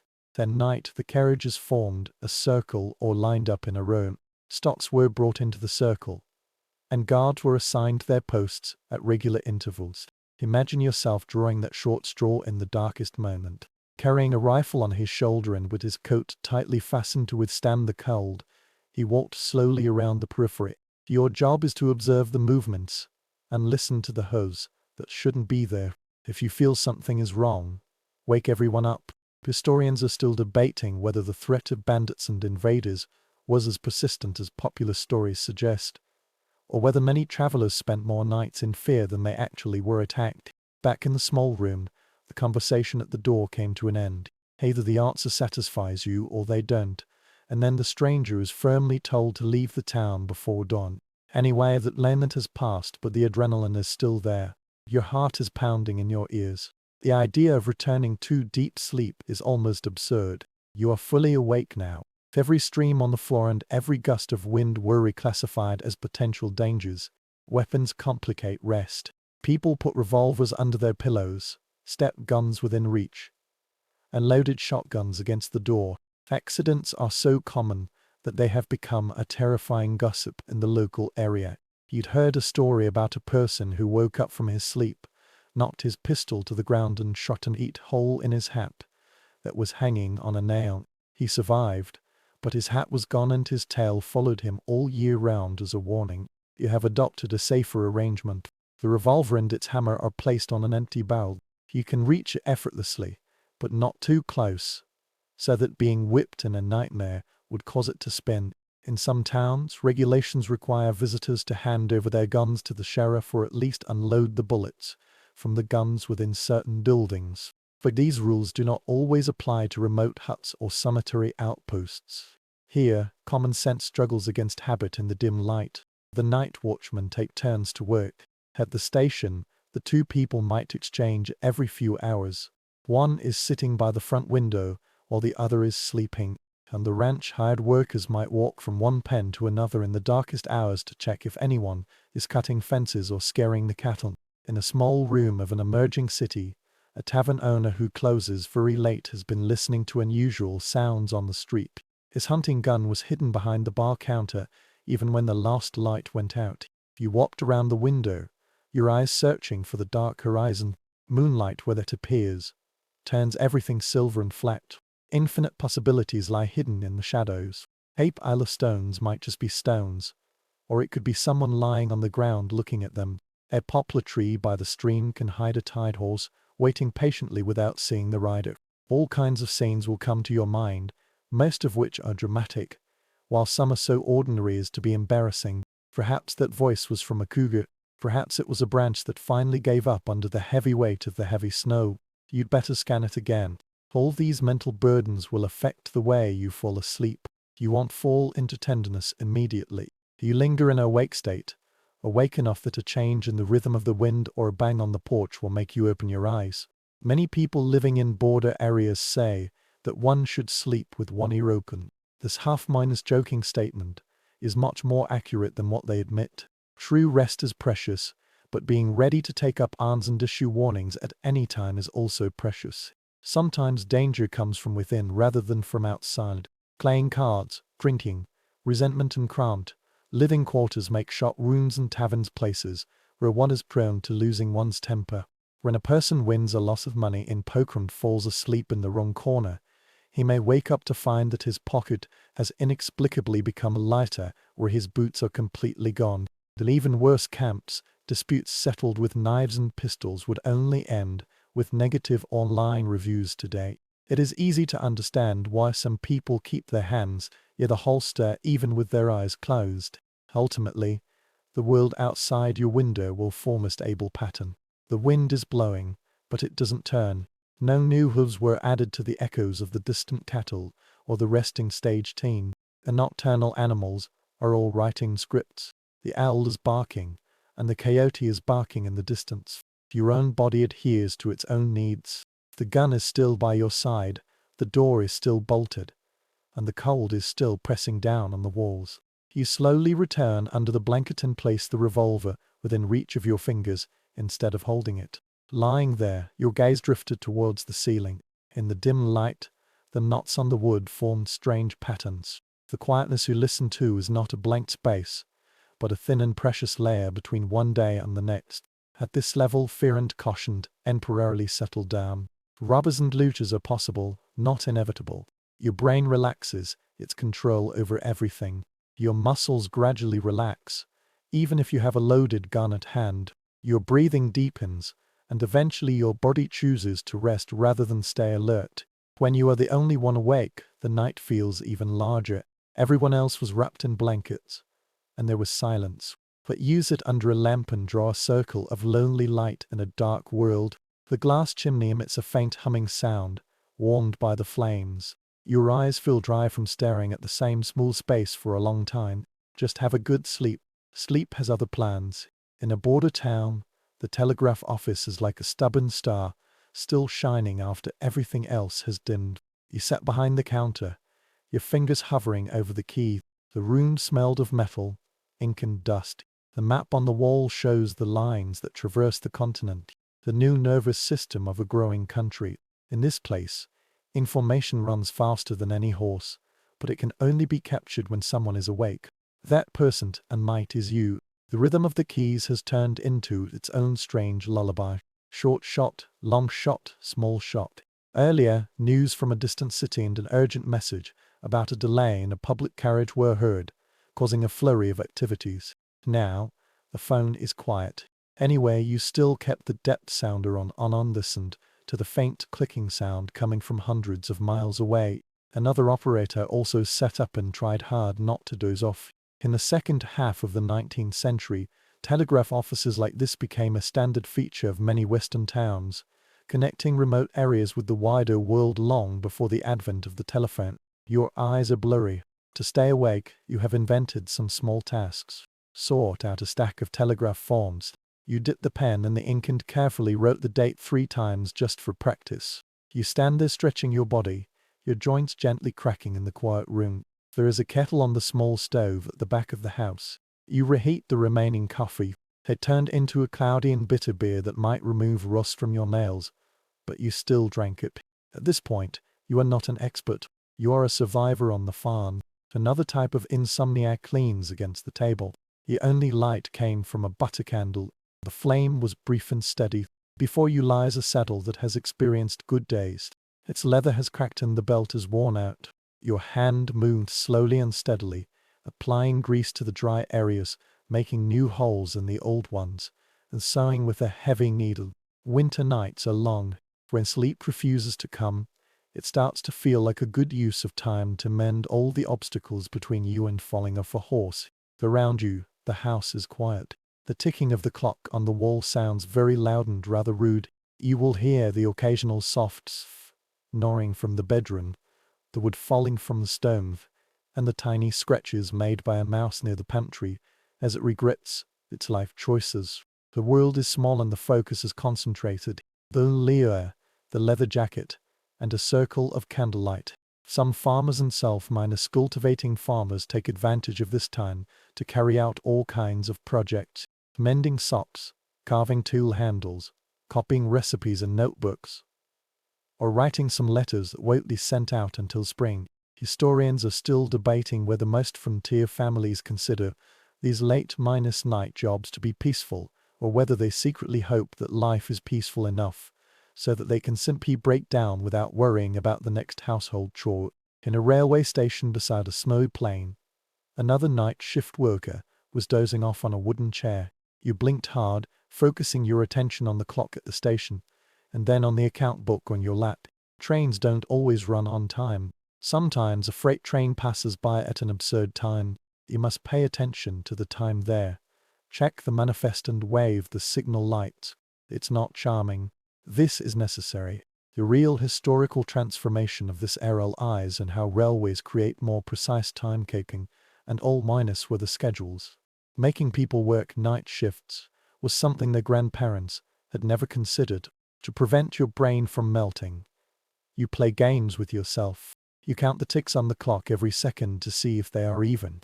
Try to recite the states, capitals of verses you remembered when you were a child. Draw a little train in the blank space of the account book to make sure no boss sees it. Once, at 2 o'clock in the morning, you were doing push-ups in an empty waiting room. When the floor creaked, you almost scared yourself to death. Now you insist on quiet entertainment. For some people, insomnia is not so much a problem of work as a problem of mental instability. A self-minus cultivating farmer was lying in bed, staring at the ceiling and counting the knots on the wood. You can feel the weight of the blanket and the warmth meticulously crafted from layers of wool and animal skins. But your thoughts cannot match the slow and gentle rhythm of your breathing. You are wondering about the final harvest, whether there will be enough flowers to last until fall. You replayed a debate from a few days ago, imagining all the smart lines you didn't say. You were worried about the children, about the roof, and about the strange stream that had come from the barn before. You light up the lamp again and take out a diary. The pages are rough and the ink sometimes has stains, but this is where you pour your thoughts. List the trivial matters of the day, the small victories, and the things that went wrong. You described that the snow looked pink in an instant at sunset. You roughly outline the shape of the homestead, noticing where the snow seems to have accumulated the deepest, so that you can repair it when the snow melts.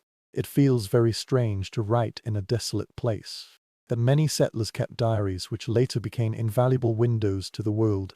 Here and there you see even stranger choices. Some people can't sleep in think.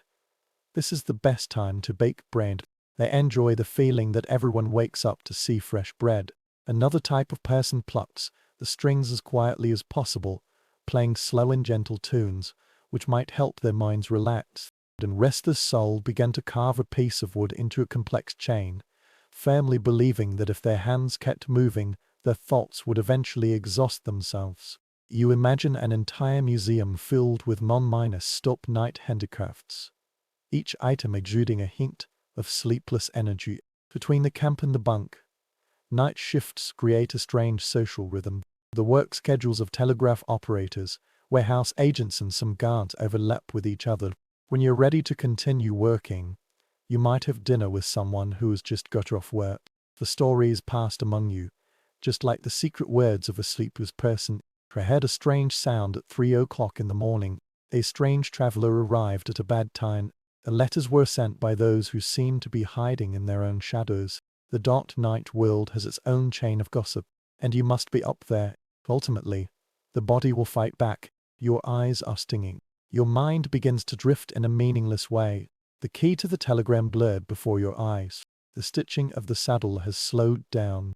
The lines of the account book undulate when they should be straight. You recognize your limits and are ready to take a step back. Lower the fire a little. Check the door and make sure all the equipment that needs to be monitored is safe. Then you walk towards your bed, your fingers clumsily on the buttons and shoelaces. When you finally get under the blanket, the contrast is almost painful. The sense of tranquility you desire is incredibly wonderful. It's a bit too enthusiastic for the pillow to hold your head. After several hours of thinking about a problem, your brain initially attempts to move on. You let it peek out bit by itself. Slow thinking. The light went out. All the tools have been put away. The ink on the last line you wrote has dried up. In the vast and dark winter, you allow yourself to do nothing. Your body accepts this permission and follows it, eventually pulling you out of bed and allowing you to sleep deep enough to clean the blackboard of the night. Sleep is like another blanket folded over you, softer than wool and more difficult to control. At this moment, the ceiling hangs just a few feet above your face. The next second, they melted into a sky that was both familiar and strange. Your body remains in place, but your mind wanders into its own Western version. It's a patchwork of fear, hope and all the strange things you see during the day and don't want to think about. You find yourself standing in the middle of an endless plain. The snow is shining blue beneath your feet, but you don't feel cold. In the distance, a row of black shadows moved slowly. Are they cows, knights, trees, or just shadows' tricks? Dreams enjoy this kind of uncertainty. They transformed every sound you heard through the thin walls and every movement at the edge of the camp into a constantly changing picture, which remained with you even after the flames went out. In the frontier, people talk about dreams just as others talk about the weather. At the breakfast table, in the log cabin, in the ranch house, in the bunk room, in the camp, there was always someone who seemed to be saying, "You won't believe what dream I had last night." You can imagine a self-minus cultivating farmer stirring corn porridge, describing his dream of the fields turning into an ocean and retrising like waves, while their spouse is nodding, quietly wondering if this means a good harvest next or simply that someone has fallen asleep again while thinking about household chores. These sleep stories also have a practical side. Many Americans in the 19th century had books about dreams, or at least no popular explanations. Losing teeth in a dream may be regarded as a warning of illness. Dreaming of clear water may be regarded as a sign of good news. Here, Many people hold these beliefs. They crossed rivers, mountains and grasslands with boxes filled with plates, their minds brimming with ancient rural ideas about dreams. When you wake up, you clearly remember running across a field of coins and hearing someone say, "But this must be a sign of money coming soon." Try not to look too closely at your empty pocket. Nightmares are their own species. Danger at the border is impolite. Your brain keeps the receipt. Farm workers might wake up in a panic after dreaming of a stampede. My heart was pounding, and the non-existent sound of hooves was still echoing in my ears. A niner might dream that the tunnel is gradually approaching, and the flickering of a lamp is shrouded in falling soil. The guard of a post station carriage might dream of an unknown rider appearing simultaneously on every mountain top. You lie in your own bed, breathing rapidly. Suddenly, the blanket stretches too tight, reminding yourself that the wall is still there. A storm, a sudden attack or a rockfall is trapped behind your ribs, not outside. Sometimes nightmares don't even make you move. You woke up, or you thought you were awake, feeling your body pressed against the mattress. You struggle to open your eyes.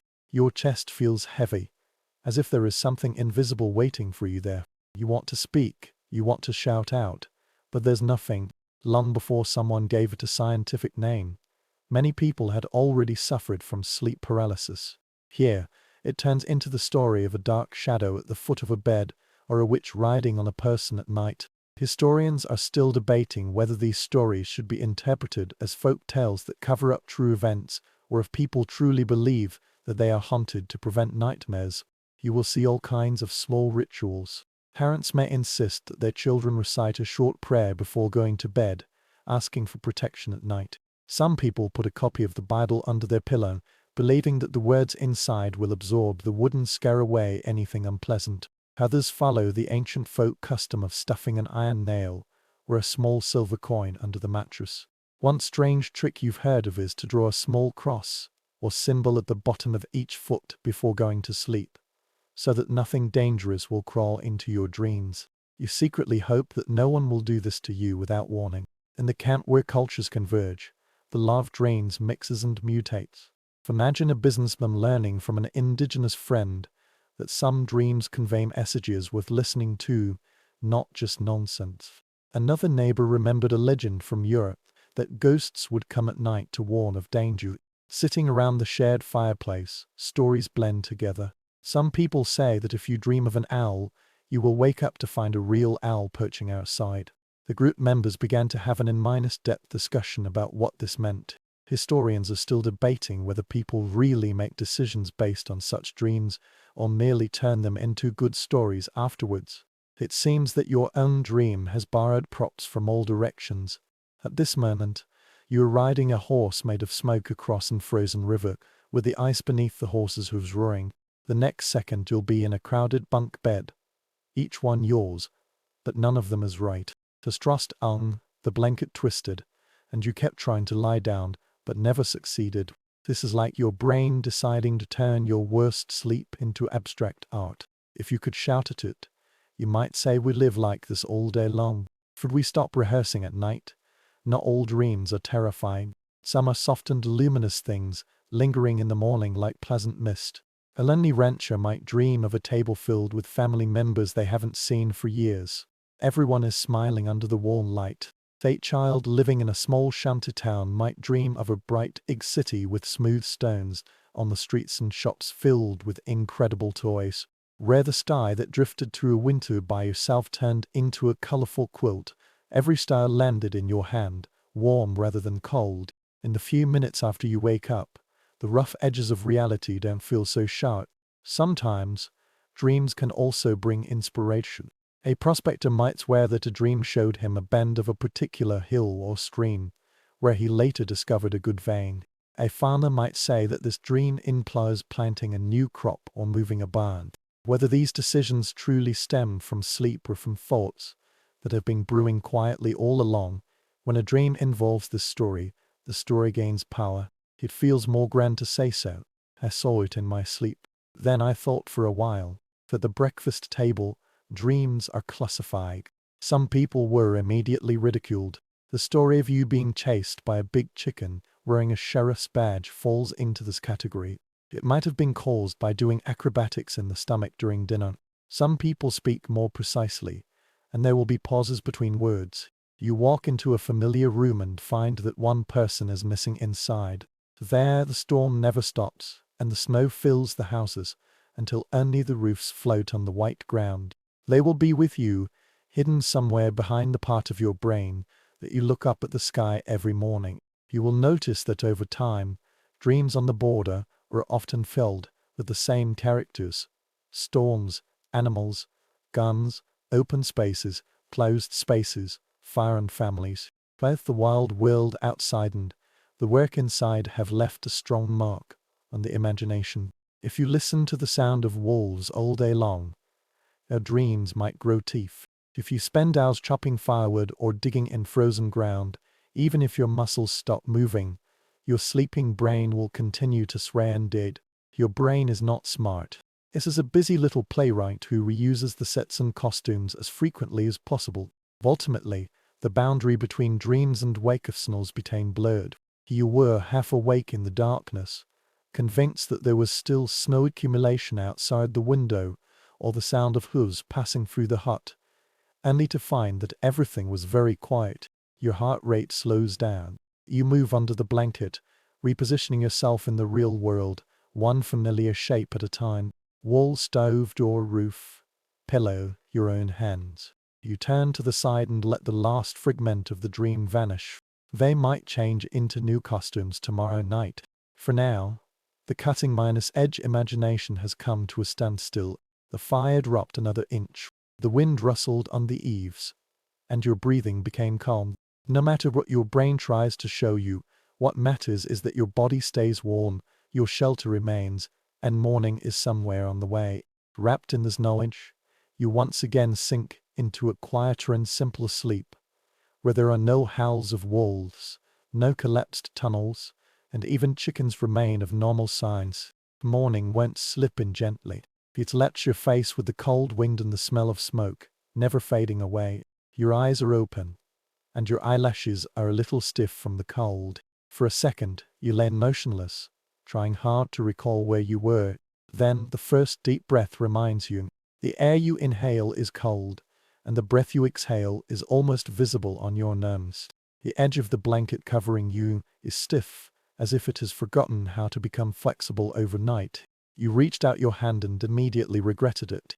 The exposed skin stung, and your fingers instinctively curled up. The space under the quilt stores any heat your body generates when you sleep. Beyond this fragile bubble, the room is a different world. Getting up is a complete strategy. First, swing your feet and check if your toes can still talk to the rest of your body. Then you bend and straighten your knees, feeling your joints complain like a grumpy old neighbor. Finally, with a kind of resigned courage, you threw the blanket aside and sat up. The air passes through your shirt and hits your chest. The cold was bone-chilling, almost making one feel wet. The breath you exhale is like a pale cloud.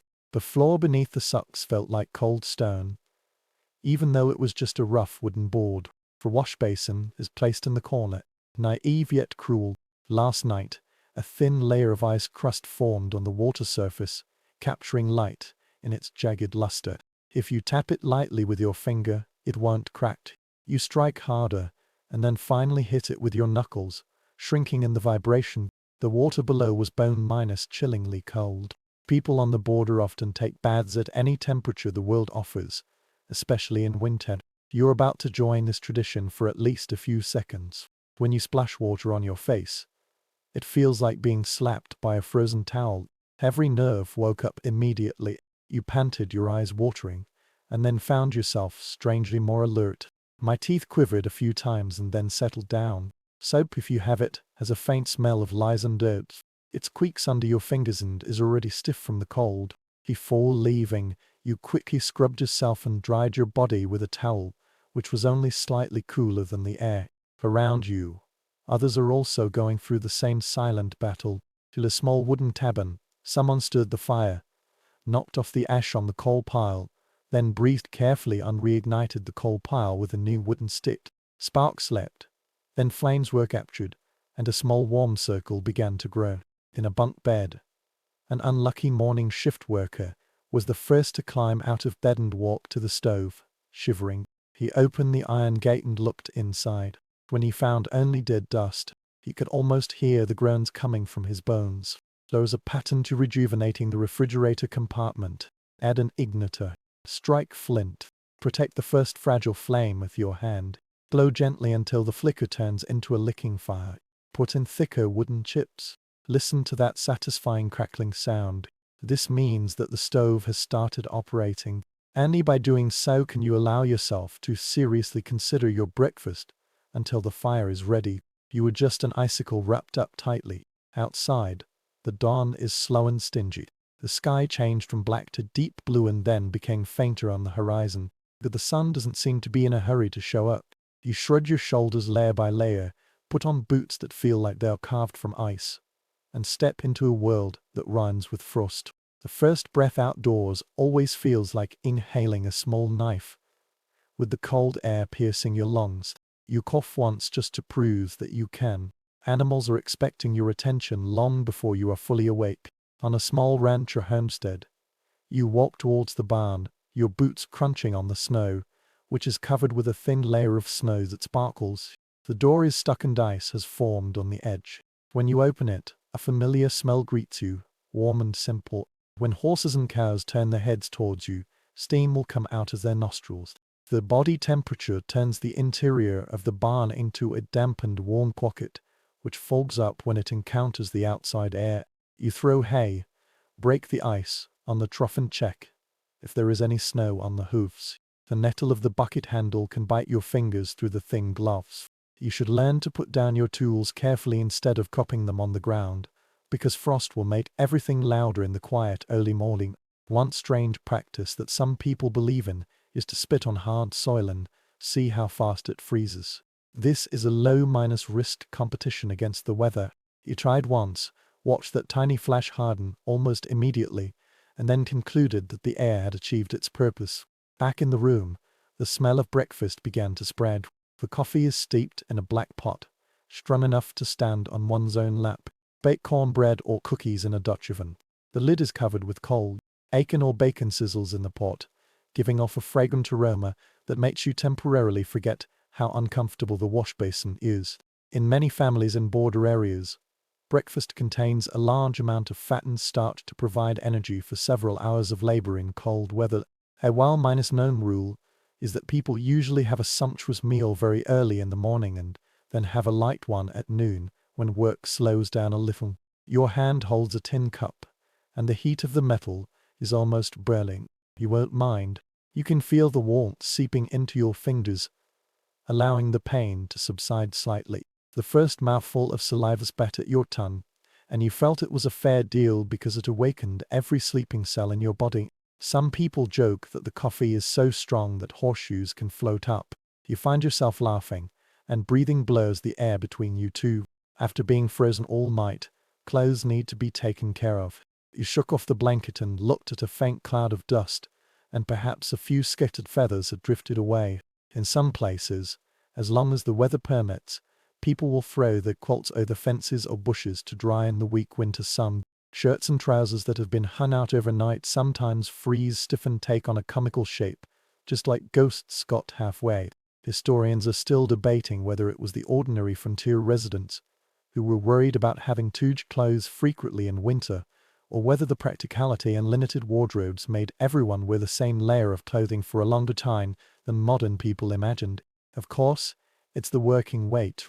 For farmers and ranchers, this day might involve cutting more firewood, repairing broken fences in the cold, checking trap lines, or riding horses to look for cattle heading toward shelters. For the people in the town, this means opening the shutters of the shops, clearing the snow from the wooden sidewalks and removing the frost from the windows.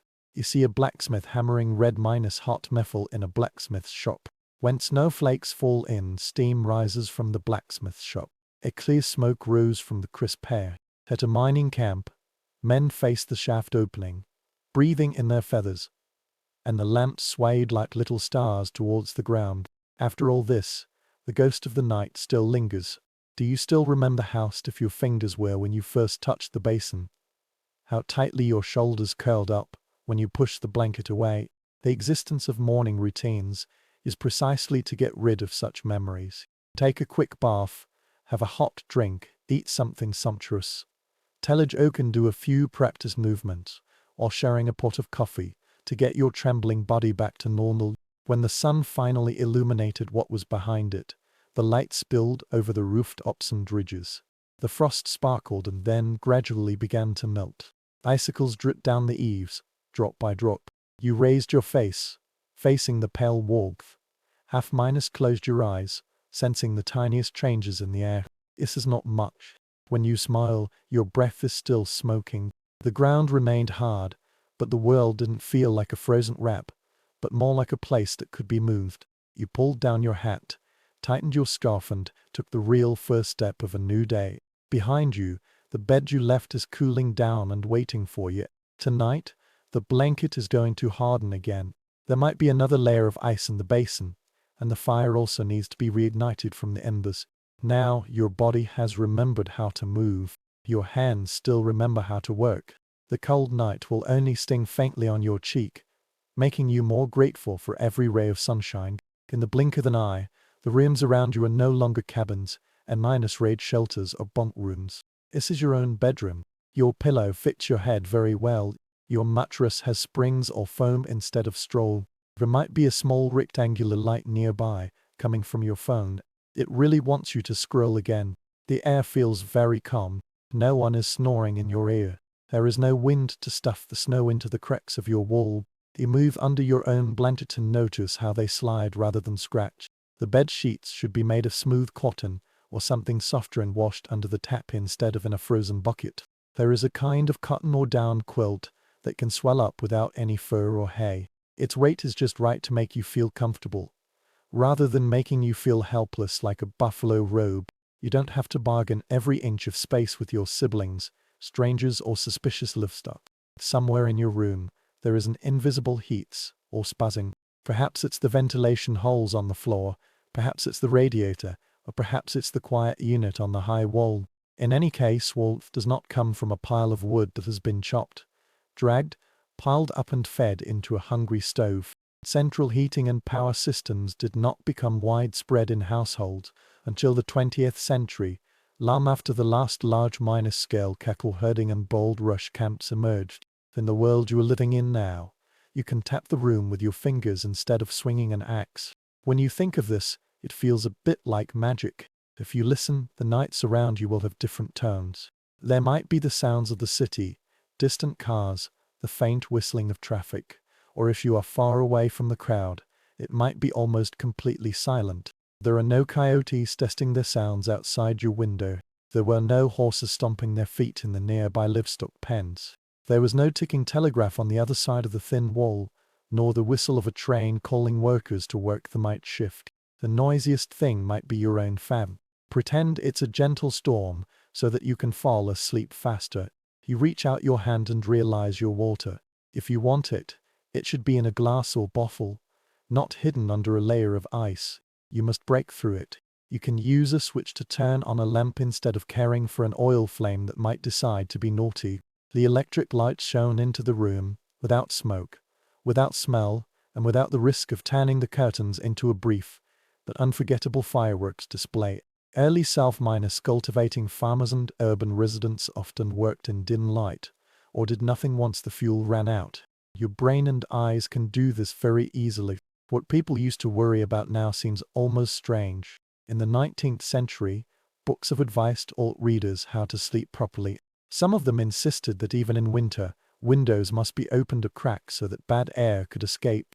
Others warn that excessive cold may weaken the lungs. Sleep theories are everywhere. Historians are still debating whether ordinary families have truly followed these suggestions or merely turned a blind eye to them, doing what they feel comfortable doing in houses that have already leaked a lot of fresh air. Think about your own bedtime habits. Perhaps there are herbal teas, favorite playlists, a book on the bedside table, and endless programs flashing on the screen. For those who are used to collapsing onto the bed after sitting in the saddle for 14 hours, your options seem like a pile of luxury goods.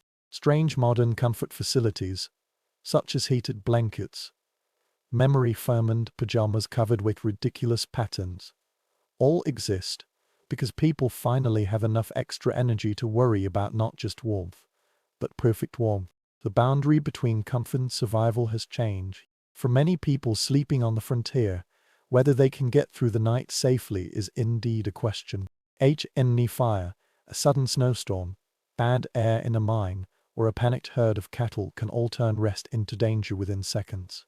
For you, a bad night usually means too much noise outside, a late notification on your phone, or a blanket trapped around your legs for no reason. Sure, this is annoying, but it's another kind of problem. At the same time, beneath all the differences, there are also some similarities. A person lying in a small wooden house, listening to the wolves' cries. The cowboy looks up at the starry sky. A miner blinked at the shadow on the ceiling of a two-story house. The parents in the winter hut watch the last lump of coal go out, and you lie in bed, staring at the blurry numbers on the clock. Everyone knows the same feeling. In that drifting space, thoughts begin to soften and wander there, dreams roll closer there. The body demands a pause from the hustle and bustle of the day. You can still draw a bit of wisdom from those ancient nights. People carefully spread out blankets, patiently light fires, share warmth rather than hoard it, and perform small rituals to calm restless thoughts. All these echo the way you fold your pillows, have a warm drink, or follow familiar routines before turning off the lights. The object has changed, but the goal remains the same. Your body needs a safe pocket to relax. No matter how you build it, if you find yourself restless, you can bring your mind back to those frozen plains, log cabins, crowded berths, and glowing cottages. It's not that heavy way, but rather like visiting a strange neighbor. You can imagine sleeping in a world without a thermostat, those smart tricks, stubborn solutions, and the occasional absurd accidents. Then you can feel your own blanket, your own mattress, your own roof. When the wind blows, it won't creak so violently, allowing a little gratitude to come along with drowsiness. You don't need to struggle with straw, make a fire, count hooves in the dark, or tie ropes between houses and barns to find your way in the snow.